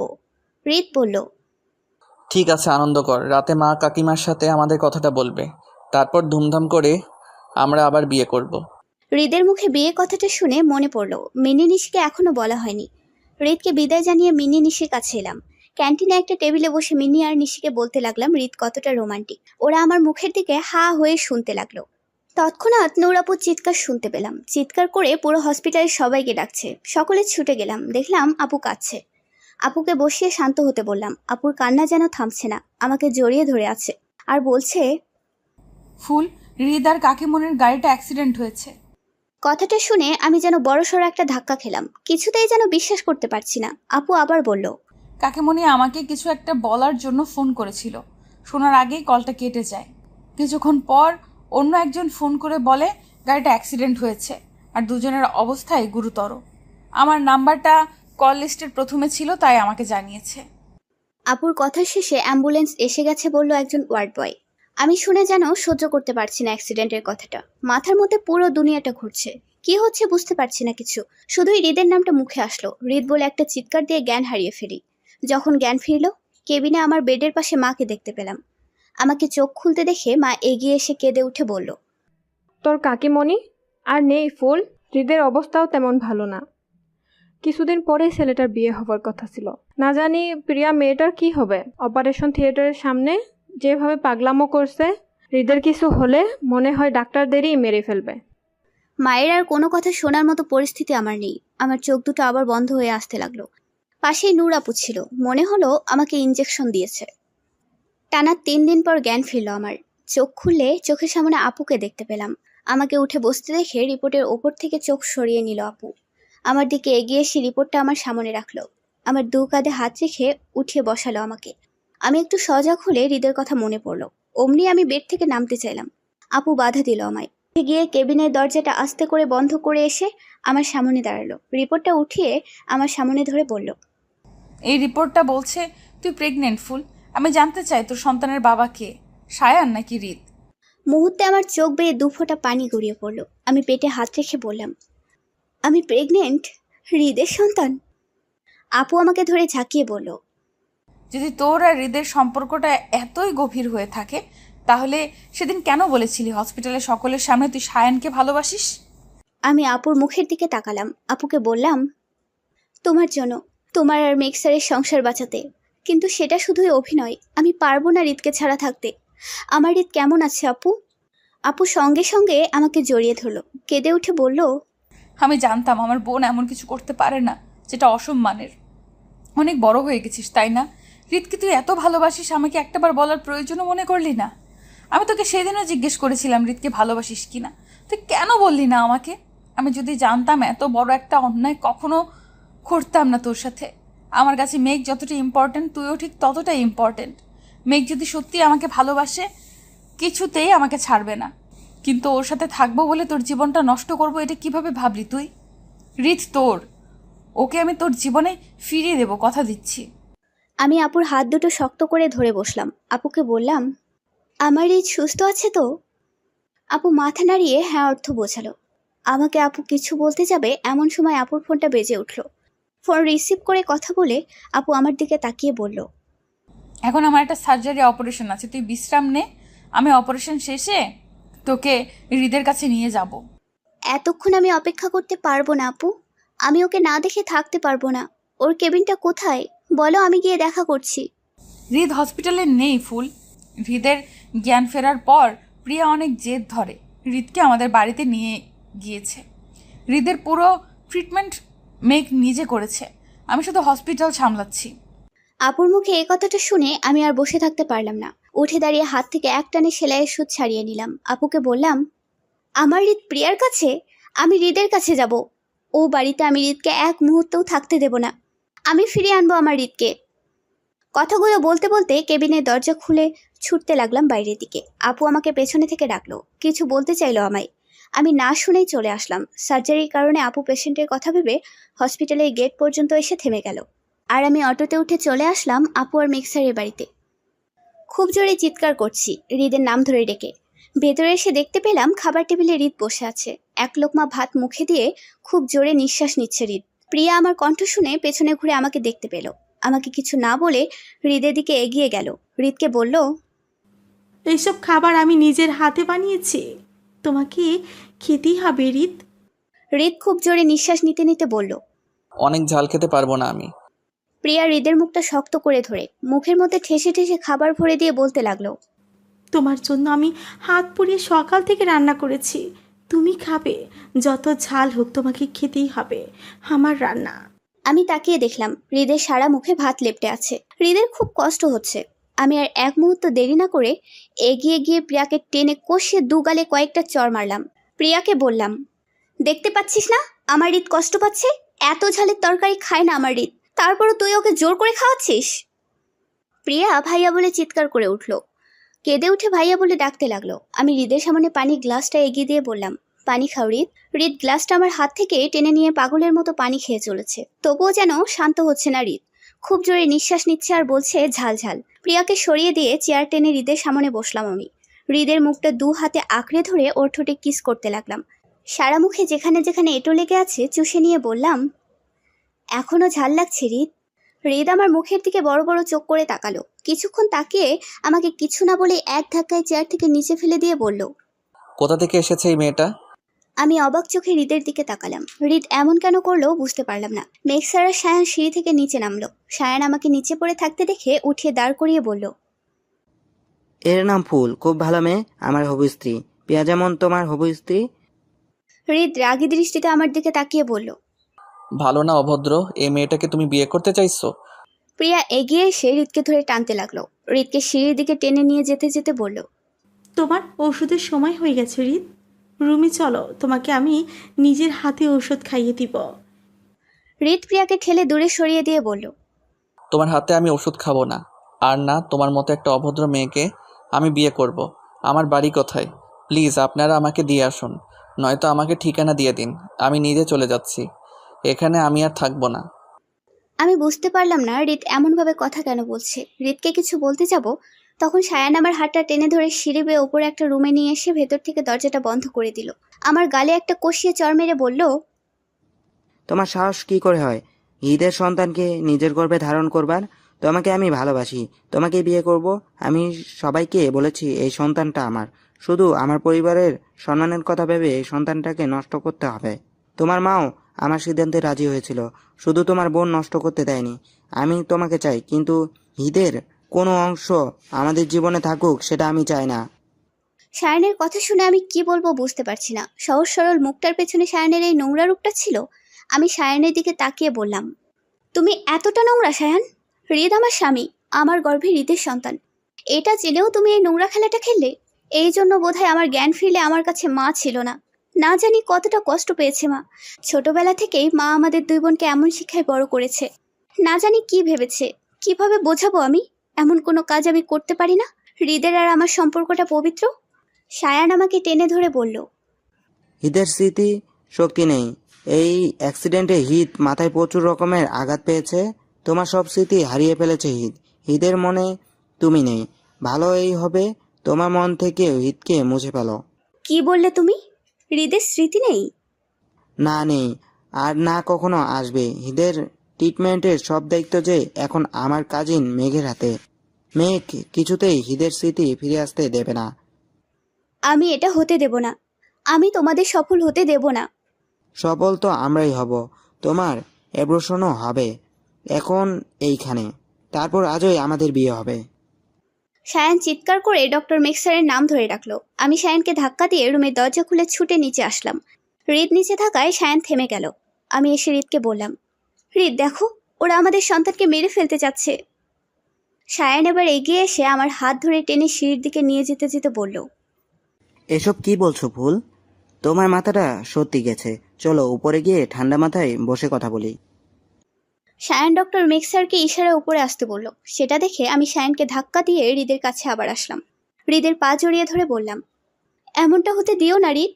আমাদের সন্তানকে ওরা মেরে ফেলতে চাইছে, কিছু করো। রিত পা ছাড়িয়ে উঠে দাঁড়ালো, রাগী দৃষ্টিতে আমার দিকে তাকিয়ে বলল, আমি এখানে থাকতে চাই না, বলেছি আমার বাড়ির ঠিকানাটা দিতে। এত নাটক দেখতে ইচ্ছে করছে না আমার। রিত আর কিছু বলতে যাবে এমন সময় মেক্সার একটা ইঞ্জেকশন পেছন থেকে এনে রিদের ঘাড়ে ঢুকিয়ে দিল। রিত আস্তে করে ফ্লোরে ঢুকে পড়লো। সায়ান এবার নিজের শক্তি দিয়ে আমাকে টেনে নিয়ে যাচ্ছে। আমি চিৎকার করছি, এখনো রিতকে ডাকছি, উঠতে বলছি। এমন সময় মিনি নিশির সাথে আবির চৌধুরীর কণ্ঠ শুনতে পেলাম। আবির চৌধুরী হলো প্রিয়া আর ডক্টর মেক্সারের বাবা। আবির চৌধুরীর কণ্ঠ কানে আসতে সায়ান আমার হাতটা ছেড়ে দিল। আমি ছুটে হৃদের কাছে আসলাম। হৃদকে অনেক ডাকলাম, কিন্তু হৃদ উঠল না। হৃদের মাথাটা উঠিয়ে আমার কোলের উপর রেখে মেক্সারের মুখের দিকে তাকিয়ে বললাম, কিসের ইঞ্জেকশন দিয়েছেন আমার হৃদকে আপনি? মেক্সার নিশ্চুপ হয়ে রইল, কোনো উত্তর দিল না। আবির চৌধুরী মেক্সারের সামনে গিয়ে দাঁড়ালো। মেক্সার কিছু বলতে যাবে এমন সময় আবির চৌধুরী স্যারের গালে মারলো এক চড়। মেক্সার গালে হাত রেখে মাথাটা নিচু করে আছে। পাশ থেকে প্রিয়া বলে উঠল, ভাইকে কেন মারলে বাবা?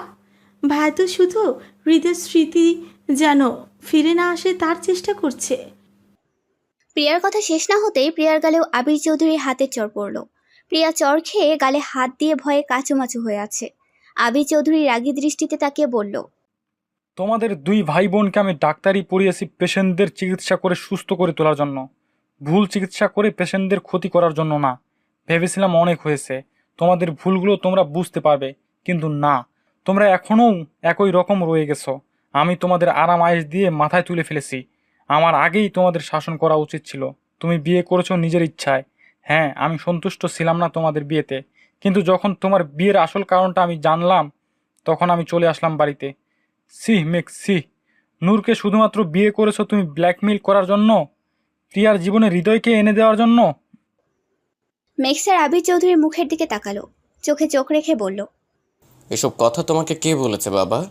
পেছনে থেকে নূর আপু বলে উঠল। আমি বলেছি। মেক্সার রাগী দৃষ্টিতে নূর আপুর মুখের দিকে তাকিয়ে রইল। আপু বলতে শুরু করলো, তোমাকে আমি ভালোবেসেছিলাম মেঘ, তোমার অর্থ সম্পদকে কখনোই ভালোবাসিনি আমি। যখন জানলাম তোমার জীবনে অন্য কোনো মেয়ে আছে, তখন আমি খুব ভেঙে পড়েছিলাম। শত অপমান সহ্য করেও আমাকে তোমার জীবনে আনার চেষ্টা করেছে, কারণ তখন আমাকে ভালোবাসতো, আর তুমি সেই সুযোগটা নিয়েছো। নিজের বোনের আবদার পূরণ করতে হৃদের দুর্বলতা হিসেবে আমাকে ব্যবহার করেছো, কিন্তু তুমি কখনোই মন থেকে আমাকে ভালোবাসোনি। বিয়ের প্রথম রাতে তুমি আমাকে অনেক অপমান অপদস্থ করেছো। আমাকে বলেছো এতদিন শুধু ভালোবাসার নাটক করেছো আমার সাথে। তোমার বাবা আমাদের বিয়েটা মেনে না নিয়ে চলে গেছে বাড়ি ছেড়ে, তাই জন্য দায়ী শুধু আমি। সেদিনই তুমি যদি আমাকে তোমার আসল উদ্দেশ্যটার কথা বলতে, আমি কিছুতেই ফুল আর হৃদের বিয়ে হতে দিতাম না। কিন্তু ওদের বিয়ের পর তুমি আমাকে বললে প্রিয়ার জীবনে হৃদকে এনে দিতে বিয়ে করেছ আমায়। তখন আমি তোমার ভালোবাসা পাওয়ার লোভে হৃদকে বোঝাই ফুলের জীবন থেকে দূরে সরে যেতে, কিন্তু আমি জানতাম না ফুলও হৃদকে ভালোবাসে। যদি জানতাম কখনোই ওদের আলাদা করার কথা ভাবতাম না। আমি খুব ভালোবাসি আমার বোনকে। তোমার বোনের জন্য যদি তুমি আমাকে ব্যবহার করতে পারো, তাহলে আমি আমার বোনের সুখের জন্য তোমাকে কেন ছাড়তে পারবো না? তুমি সেদিন আমাকে বলেছিলে না আমার সাথে সংসার করার কথা ভাববে? আজ আমি বলছি তুমি চাইলেও আর তোমার সাথে থাকবো না আমি। তুমি আমার বোনের সন্তানকে নষ্ট করতে যাচ্ছিলে, এতটা নীচ তুমি। একটা কথা শুনে রাখো মেঘ, আমিও প্রেগনেন্ট। মনে পড়ে সেই দিনটার কথা, যেদিন প্রিয়ার বিয়ের প্রস্তাব হৃদের জন্য নিয়ে গিয়েছিলে, আর প্রিয়ার বিয়ের জন্য খুশি হয়ে আমাকে কৃতজ্ঞতা জানাতে কাছে টেনে নিয়েছিলে? তোমার ওই ভালোবাসাটা একদিনের জন্যই ছিল। যখন জানলে হৃদ প্রিয়াকে বিয়ে করতে চায় না, তখন আবার তুমি বদলে গেলে। তোমার মতো এতটা কষ্ট আমাকে কেউ কখনো দেয়নি মেঘ। কেমন মানুষ তুমি, শুধুমাত্র বোনের একটা আবদার পূরণ করতে এতটা খারাপ হতে পারলে? চলে যাচ্ছি আমি ফুল আর হৃদকে নিয়ে। তোমার বাবাকে সত্যিটা বলার দরকার মনে করেছিলাম, তাই বলেছি। কথাগুলো বলে আপু হৃদ আর আমার কাছে আসলো। আপুর সাথে আমি হৃদকে ধরে উঠিয়ে চলে আসতে লাগলাম। আবির চৌধুরী পেছনে থেকে আপুকে ডেকে উঠল, বলল দাঁড়াতে। আমরা দাঁড়িয়ে পড়লে আবির চৌধুরী এগিয়ে এসে আপুর মাথায় হাত রেখে বলল, আমাকে তুমি ক্ষমা করে দাও বৌমা। আমি ভেবেছিলাম তুমি একটা লোভী মেয়ে। মেঘ প্রায় রাতে মদ খেয়ে বাড়িতে ফিরত। যে মেয়েটাকে ভালোবেসে নষ্ট হয়ে গিয়েছিল, আমি ভেবেছিলাম ওই মেয়েটা তুমি। যখন মেঘ বলল ওর ভালোবাসার মানুষকে বিয়ে করবে, আমি রেগে বলেছিলাম বিয়েটা হলে এ বাড়ি ছেড়ে চলে যাব। মেঘ শুনলো না, বিয়ে করলো তোমাকে অনেক ধুমধাম করে। তাই এই বাড়ি ছেড়ে কিছুদিনের জন্য চলে গিয়েছিলাম আমি, কিন্তু আজ না। আমি যখন এসে গিয়েছি তখন আর কোনো অন্যায় করতে দেব না ওদের। আমি ঠিক করেছি আমিও তোমাদের সাথে যাব। আমি ভুলে যাব আমার একটা ছেলে আর একটা মেয়ে ছিল। এই বাড়িটা ওদের মায়ের নামে করেছিলাম, তাই ওদের বলতে পারবো না এখান থেকে চলে যেতে। কিন্তু আমার হসপিটালটা, ওটা এখনও আমার নামেই আছে। আমি নূরকে লিখে দিব হসপিটালটা। নূর না চাইলে আমার হসপিটালের মধ্যে মেঘ আর প্রিয়া পা রাখবে না। প্রিয়া সঙ্গে সঙ্গে বলে উঠল, একটা বাইরের মেয়েকে তুমি হসপিটালটা দিয়ে দিবে বাবা? ওর অনুমতি নিয়ে হসপিটালে ঢুকতে হবে আমাদের? আবির চৌধুরী রাগী দৃষ্টিতে তাকিয়ে বলল, ওর অনুমতি নিতে হবে। থাকার জন্য যে আশ্রয়টুকু পাচ্ছ এটাই তোমাদের জন্য অনেক বেশি। কোনো কিছুর প্রতি লোভ আমার নেই, আর না আমি কারো থেকে তার বাবাকে কেড়ে নিতে চাই। আপনি ভাববেন না বাবা, আমার সন্তানটা জন্ম নিলে আমি ঠিক আপনার কাছে দিয়ে যাব, কিন্তু আমাকে ক্ষমা করবেন, আমি আপনার এই কথাটা রাখতে পারবো না। আপু আবির চৌধুরীর কথা না রেখে চলে আসলো আমার আর রিতের সাথে। আবির চৌধুরী অনেক অনুরোধ করলো, শুনলো না। বাড়িতে এসে রিতকে রুমে এনে শুইয়ে দিয়ে আপু ওর চেক আপ করলো। কিছুক্ষণ চুপ থেকে বলল আমায়, ভয় নেই ফুল, মেঘ হয়তো ইঞ্জেকশন দিয়ে হৃদকে স্মৃতি ভুলিয়ে রাখতো। 3-4 ঘন্টার মধ্যে হৃদের জ্ঞান ফিরলে সব মনে পড়ে যাবে। আমি কিছু ওষুধ লিখে দিচ্ছি, ওইগুলো আনিয়ে নিস মাকে দিয়ে। হৃদের যত্ন নিস আর নিজেরও খেয়াল রাখিস। কথা শেষ করে আপু আমাকে হৃদের রুমেই থাকতে বলে বেরিয়ে গেল। আমার রুমে গিয়ে ভেতর থেকে দরজাটা বন্ধ করে দিল। আমি হৃদকে রেখে একটু এগিয়ে এসে জানালার সামনে দাঁড়িয়ে দেখতে পেলাম আপু কাঁদছে। মাও এগিয়ে এসে দেখতে পেল ব্যাপারটা। মা আপুকে ডাকতে চাইলো। আমি মায়ের মুখটা টিপে সেখান থেকে সরিয়ে আনলাম। মাকে বললাম আপুকে কাঁদতে দিতে। মেক্সার যেটা করেছে, তারপরও মেক্সারকে ভোলা আপুর জন্য সহজ হবে না, তাই আপুর কেঁদে মনটা হালকা করা প্রয়োজন। সন্ধ্যার দিকে হৃদের জ্ঞান ফিরেছে। ওর সব মনে পড়েছে। কাকিমণির কথা ভাবতেই অনেক ভেঙে পড়েছে হৃদ। কাকিমণি আর নেই, এটা যেন ও বিশ্বাসই করতে পারছে না। কত স্বপ্ন ছিল কাকিমণির আমাদের বিয়েটা নিয়ে, অথচ কি হয়ে গেল। মা আর নূর আপু হৃদকে সামলাচ্ছে। আমার শরীরের শক্তি কোথায়? 3 দিন তো হসপিটালে পড়েছিলাম, কিছু খাইনি, নিজের যত্নও নেইনি। এখন দুর্বলতায় ঘিরে ধরেছে আমাকে। আপু প্রেগনেন্ট, মনের অবস্থাও ভালো নেই। এর মধ্যে সবকিছু নিজের হাতে সামলাচ্ছে। আপুর বেবিটাকে নিয়ে খুব চিন্তা হচ্ছে। প্রিয়া যেমন জেদি মেয়ে, এত সহজে মেক্সারকে আপুর কাছে আসতে দিতে চাইবে না। কিছু করে না বসে প্রিয়া। আবার ভাবছি এত ভয় পেলে চলবে না। আবির চৌধুরী তো আছেন, ওনাকে বলে যদি মেক্সারকে তার ভুল বোঝাতে পারি, তাহলে আমার আপু একটু সুখী হবে, নিজের ভালোবাসাকে ফিরে পাবে। হৃদের পাশের বালিশে শুয়ে আছি আমি। নূর আপু আর মা রুম থেকে বেরিয়ে যাওয়ার সঙ্গে হৃদ ঘুরে এসে আমার পেটে নিজের মুখটা গুজে দিল। হাউমাউ করে কাঁদতে লাগলো হৃদ। আমি বুঝতে পারছি ওর কাকিমণির কথা খুব মনে পড়ছে, কিন্তু ওকে কি বলে বোঝাবো সেটা ভেবে পাচ্ছি না। হৃদের চুলের ভাঁজে হাত ডুবিয়ে মাথাটা আঁকড়ে ধরে উঠিয়ে বললাম, দেখো হৃদ, তুমি যদি এভাবে কাঁদো তাহলে কিন্তু আমিও কাঁদবো। আমি কাঁদলে তোমার পুচকুও কাঁদবে। হৃদ আমার মুখটা টিপে ধরলো। এক হাতে চোখের পানি মুছে নিয়ে অন্য হাতটা আমার পেটের উপরে রেখে কাঁপা কাঁপা ঠোঁটে বলে উঠল, আমার মনে হচ্ছে আমার মা আমাদের খুব কাছে আছে। তোর আর আমার সন্তান এইখানে।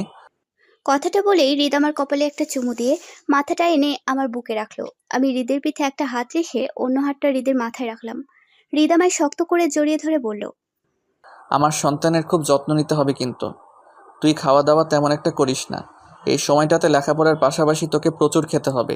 সিঁড়িতে চড়া যাবে না, রাত জাগা যাবে না, আর আমাকে ভালোবাসতে হবে। পারবি? পারবো।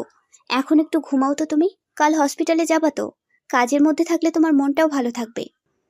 হৃদ কথা বলতে বলতে ঘুমিয়ে পড়লো। আমারও ঘুম আসলো।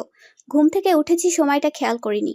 চোখ মেলে দেখি আপু আলমারি থেকে কাপড় বের করে দিচ্ছে হৃদকে, আর হাসি মুখে বলছে ওটা পরলে হৃদকে ভালো লাগবে। আমাকে দেখে এগিয়ে এসে আপু বলল, আজ কি কলেজে যাবি নাকি বাড়িতেই রেস্ট নিবি? হৃদ তো যাচ্ছে, ওর সাথে গেলে আমারও মনটা ভালো থাকবে সারাদিন বাড়িতে থাকার চেয়ে। কিন্তু তুমি যাবে না আপু?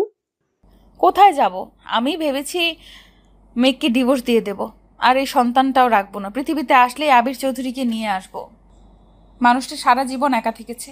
আপন ছেলে মেয়েও তাকে কখনো ভালোবাসা দেয়নি, শুধু সম্পত্তির লোভে যতটুকু সম্মান দিয়েছে।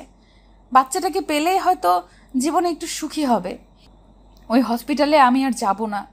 আমি আবির চৌধুরীর সাথে কথা বলেছি আমার সব দায়িত্ব হৃদকে বুঝিয়ে দিতে। পুরো হসপিটালে হৃদের মতো আদর্শবান ডাক্তার আর কজন আছে? হৃদ ঠিক পারবে পুরো হসপিটালটা সামলাতে। কথাগুলো বলে আপু রুম থেকে বেরিয়ে গেল। হৃদের দিকে তাকিয়ে দেখলাম হৃদ নিশ্চুপ হয়ে আছে। আমি হৃদকে বললাম, আপুকে তোমার কিছু বলার প্রয়োজন ছিল হৃদ। তোমরা ছোটবেলা থেকে খুব ভালো ফ্রেন্ড। বেবিটার জন্য অন্তত মেঘসারের কাছে ফিরে যাওয়া উচিত আপুর। তুমি তো আপুকে বলে বোঝাতে পারো। আমি কখনোই নূরকে বলতে পারবো না মেঘের মতো একটা খারাপ মানুষের সাথে সংসার করতে, মেঘের কাছে ফিরে যেতে। মেঘের বেবিটা যদি মরেও যায় তবুও না। ভালো হয়েছে নূর নিজের থেকে ওর ভুল বুঝতে পেরেছে। মেঘের কোনো যোগ্যতা নেই নূরের ভালোবাসা পাওয়ার। তোমার আছে যোগ্যতা? আমার প্রশ্ন শুনে হৃদ আমার মুখের দিকে তাকালো। আমি উঠে গিয়ে হৃদের সামনে এসে দাঁড়িয়ে বললাম, দেখো হৃদ, আপুকে তো তুমি ছোটবেলা থেকেই ভালোবাসতে, হয়তো এখনো ভুলতে পারোনি। আমি বুঝতে পারছি তোমার মনে এখনো আপু আছে। নিজের সন্তানের কথা কত ভাবো, অথচ মেঘসারের সন্তান। তুমি কিভাবে বলো বেবিটার মরে যাওয়ার কথা? তোমার মুখে কি কিছুই আটকায় না? আমি সব সময় চাই আপু নিজের ভালোবাসার মানুষের কাছে সুখে থাকুক, আর তুমি চাও আপু এভাবে মেঘসারি থেকে দূরে থেকে কষ্ট পাক। হৃদ আমার কথা শুনে খুব রেগে গেল। নিজের রাগ কন্ট্রোল করে বলল, ফুল, আমাকে রাগিয়ে কখনো কথা বলিস না। আমার নূরের জন্য চিন্তা হয় বলে কথাগুলো বলেছি। আমি নূরের পরিবারের একজন সদস্য, ওর ভালো চাই আমি। এটাকে কেন্দ্র করে এমন কিছু বলিস না যা তোর আর আমার সম্পর্ক নষ্ট করে দেয়। আমি হৃদকে টেনে ধরে বললাম, আচ্ছা সরি, ভুল হয়েছে আমার, তোমাকে আর কিচ্ছু বলবো না। হৃদ আমার মুখের দিকে তাকালো, আমাকে জড়িয়ে ধরে বলল, এত বোকা কেন রে তুই? তুই জানিস তোকে আমি কতটা ভালোবাসি। নূর ছিল আমার অতীত, তোর মুখে যেন আর কখনো আমি এমন কথা না শুনি। আমি মাথা নাড়িয়ে বলবো না বুঝিয়ে হৃদকে সরিয়ে দিয়ে ওয়াশরুমে চলে গেলাম। হৃদ যতই বলুক, আমি তো ওকে ভালোবাসি। চিন্তা হয় খুব। হৃদ শুধুই আমার। ওর মনে আপুকে আর আসতে দেব না। আপুকে মেঘসারের জীবনে ফিরে যেতেই হবে। পুরো হসপিটালটা আজ অন্যরকম লাগছে। হৃদ আমাকে মাটিতে পা রাখতে পর্যন্ত দিচ্ছে না, সারাক্ষণ কোলে নিয়ে ঘুরছে। চলছি আমি, কিন্তু পা দুটো ওর। সকলে কি ভাবছে জানি না, তবে ওর প্রতি আমার এত ভালোবাসা দেখে প্রিয়া নিশ্চয়ই বুঝে গেছে হৃদ কখনো আমাকে ছেড়ে ওর কাছে যাবে না। মেঘসারকে দেখতে পেলাম, আমি ডাকলাম হয়তো শুনলো না। অন্য মনস্ক হয়ে আপুর চেম্বারের দিকে গেল। হৃদ ওয়াশরুমে যেতেই চুপি চুপি ওর চেম্বার থেকে বেরিয়ে আসলাম আমি। আপুর চেম্বারের দরজার সামনে দাঁড়িয়ে দেখলাম স্যার কাছে, তাও আপুর জন্য। আপুর নাম ধরে চেয়ারটার দিকে তাকিয়ে বলছে, করেছি আমি ভুল, মানছি তো, কিন্তু এখন পারছি না তোমাকে ছাড়া থাকতে। কিভাবে বোঝাবো তোমায় আমি ভালোবেসে ফেলেছি তোমাকে। আর একটা বার ফিরে এসো না নূর, আমি আর কোনো ভুল করব না, তোমাকে আর কষ্ট দেব না, কারোর সাথে কোনো অন্যায় করব না। তুমি তো জানো আমি কেমন জেদি, কাউকে সরি বলতে পারি না আমি। তুমি কেন বুঝছো না? নিজের থেকে একবার এসো না আমার কাছে, আমাদের সন্তানের জন্য অন্তত। বাইরে থেকে স্যারের কথা শুনছিলাম। এমন সময় আমার কাঁধে কারো হাত পড়তেই কেঁপে উঠলাম আমি। ঘুরে তাকিয়ে দেখলাম হৃদ দাঁড়িয়ে আছে। আমার দিকে তাকিয়ে গম্ভীর গলায় বলল, এখানে কি করছিস? তোকে বলেছি না আমি, যেখানে যাবি আমাকে বলবি, আমি তোকে নিয়ে যাব। প্রিয়া বা মেঘ যদি তোর আমার সন্তানের কোনো ক্ষতি করে দেয়। আমি হৃদকে ঘুরিয়ে ওর কাঁধে হাত বাঁধিয়ে সামনের দিকে ঠেলে চলতে চলতে বললাম, তুমিও না হৃদ, কোথায় এতদিন পর আসলাম সকলের সাথে আড্ডা দেব, তা না সারাক্ষণ তোমার এই এক কথা। হৃদ আমাকে টেনে সামনে এনে বলল, এতদিন যত যা করেছিস কিছুই বলিনি, কিন্তু এখন না। আমার সন্তানের কিছু হলে তোকে আমি ছাড়বো না। আমি হৃদের মুখের দিকে তাকিয়ে রইলাম। ভুরু কুচকে বললাম, শুধু তোমার সন্তানের জন্য? তুমি আমায় ভালোবাসো না? হৃদ মুচকি হেসে আমার পেটে হাত রেখে বলল, বাসি তো, কিন্তু এখন বেবিটাকে বাসবো। ওর যত্ন নিলে তুইও ভালো থাকবি। পাশ থেকে আবি চৌধুরী এসে বলে উঠলেন। নূর আসেনি হসপিটালে? আমরা দুজন ওনার দিকে তাকালাম। হৃদ মাথা নাড়িয়ে না উত্তর দিলে উনি বললেন, মেঘ কিন্তু অতটা খারাপ ছিল না আগে। ছোটবেলা থেকেই খুব জেদি ছিল মেঘ। হঠাৎ একটা মেয়ে ওর জীবনে আসলো। মেয়েটা যাওয়ার পর থেকেই এমন পাগলের মতো আচরণ করছে। আমি তো আমার সেই ছেলেকে এখন আর খুঁজেই পাই না। মেঘ তো ওর বোনটাকে খুব ভালোবাসে। তার জন্য হয়তো বোনের সুখের কথা ভেবে হৃদয়কে বোনের জীবনে এনে দিতে চেয়েছিল। তোমরা একটু বোঝাবে নূরকে, ভুল কার না হয়। আমি কাল থেকে যেন অন্য একটা মেঘকে দেখতে পাচ্ছি। কারোর সাথে কথাও বলছে না, কিচ্ছু খাচ্ছেও না। এখন হসপিটালের কোথায় আছে কে জানে। হৃদ কিছু বলতে যাবে, আমি ওর হাতটা ধরে থামিয়ে দিলাম। আবি চৌধুরীকে বললাম, মেঘ স্যার আপুর চেম্বারে, আপু চেয়ারটার সাথে কথা বলছে, আপুকে সরি বলছে। হৃদ আমাকে টেনে ধরে বলল, কি বলছিস তুই? ঠিকই বলছি, তোমার ভয়ে তো ভেতরে যেতে পারলাম না, নয়তো স্যারকে বোঝাতাম কথাগুলো আপুর সামনে গিয়ে বলতে। আবির চৌধুরী আর দাঁড়িয়ে না থেকে আপু চেম্বারের দিকে ছুটল। আমি হৃদকে বোঝাচ্ছি মেঘ স্যার কতটা চেঞ্জ হয়ে গেছে। এরই মধ্যে আবি চৌধুরীর চিৎকারের আওয়াজ পেলাম। হৃদ আর আমি একে অপরের দিকে তাকিয়ে ভাবলাম কি হলো। তারপর ওখানে গিয়ে দেখতে পেলাম মেক্সার আপুর চেয়ারটার দিকে মুখ করে এক দৃষ্টিতে হাসছে। স্যারের মুখ থেকে রক্ত পড়ছে, খুব জোরে নিঃশ্বাস নিচ্ছে। আবি চৌধুরী স্যারকে ডাকছে, কিন্তু সেই দিকে স্যার পাত্তা দিচ্ছে না। আমরা এগিয়ে এসে দাঁড়াতেই স্যারের মাথাটা নিচে ঢলে পড়লো। হৃদ টেবিলের কোনায় থাকা বিষের শিশিটা উঠালো আর চিৎকার দিয়ে হসপিটালে যত ডক্টর নার্স আছে সবাইকে ডাকলো। সকলের সাথে প্রিয়াও এসে ভিড় ঠেলে এমন একটা অবস্থা স্যারের দেখতে পেয়ে খানিকটা দূরে সরে গেল। একদম থমকে আছে প্রিয়া। স্যারকে অপারেশন থিয়েটারে নেওয়া হয়েছে। আপুকে ফোনে বলার সাথে এক মুহূর্ত দেরি না করে হসপিটালে ছুটে এসেছে। অপারেশন থিয়েটারের সামনে ব্রেঞ্চটাতে বসে আছে আমি, প্রিয়া আর আবি চৌধুরী। পাশে দাঁড়িয়ে আছে মিনি নিশি। আপু এসেই অপারেশন থিয়েটারে ঢুকবে, প্রিয়াকে দেখে থেমে গেল। এগিয়ে এসে প্রিয়াকে ধরে দাঁড় করিয়ে ওর দুগালে অনেকগুলো চড় বসিয়ে দিল। প্রিয়ার মুখের ওপর আঙুল উঁচিয়ে বলল, তোমার জেদের জন্য, আবদারের জন্য আজ মেঘের এই অবস্থা। মেঘ আমার থেকে দূরে থাকলেও অতটা কষ্ট হতো না যতটা কষ্ট ওর এই অবস্থার কথা শুনে হচ্ছে। মেঘের কিছু হলে তোমাকে আমি ছাড়বো না। প্রিয়া নিচে বসে পড়ল, দুহাত জোর করে সকলের উদ্দেশ্যে ক্ষমা চাইল। নুরাপুকে বলল, হ্যাঁ, আমার জন্য ভাইয়ের এই অবস্থা হয়েছে।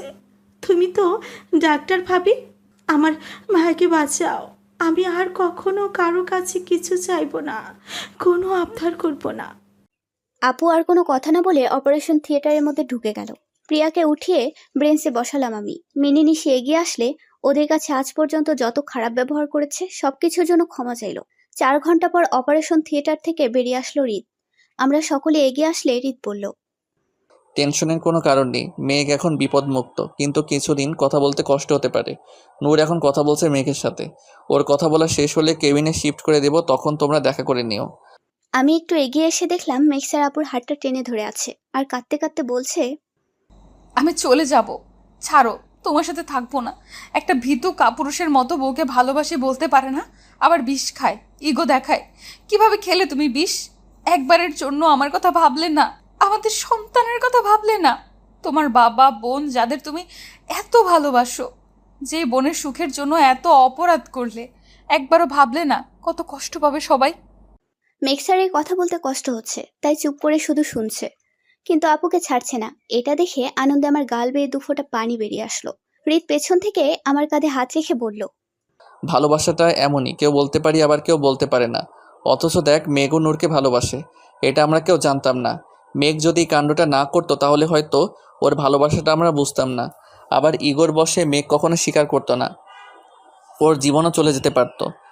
হৃদের কথাটা বুঝলাম। আমার কাঁধ থেকে ওর হাত নামিয়ে খুব শক্ত করে জড়িয়ে ধরে বললাম, তুমি খুব ভালো হৃদ।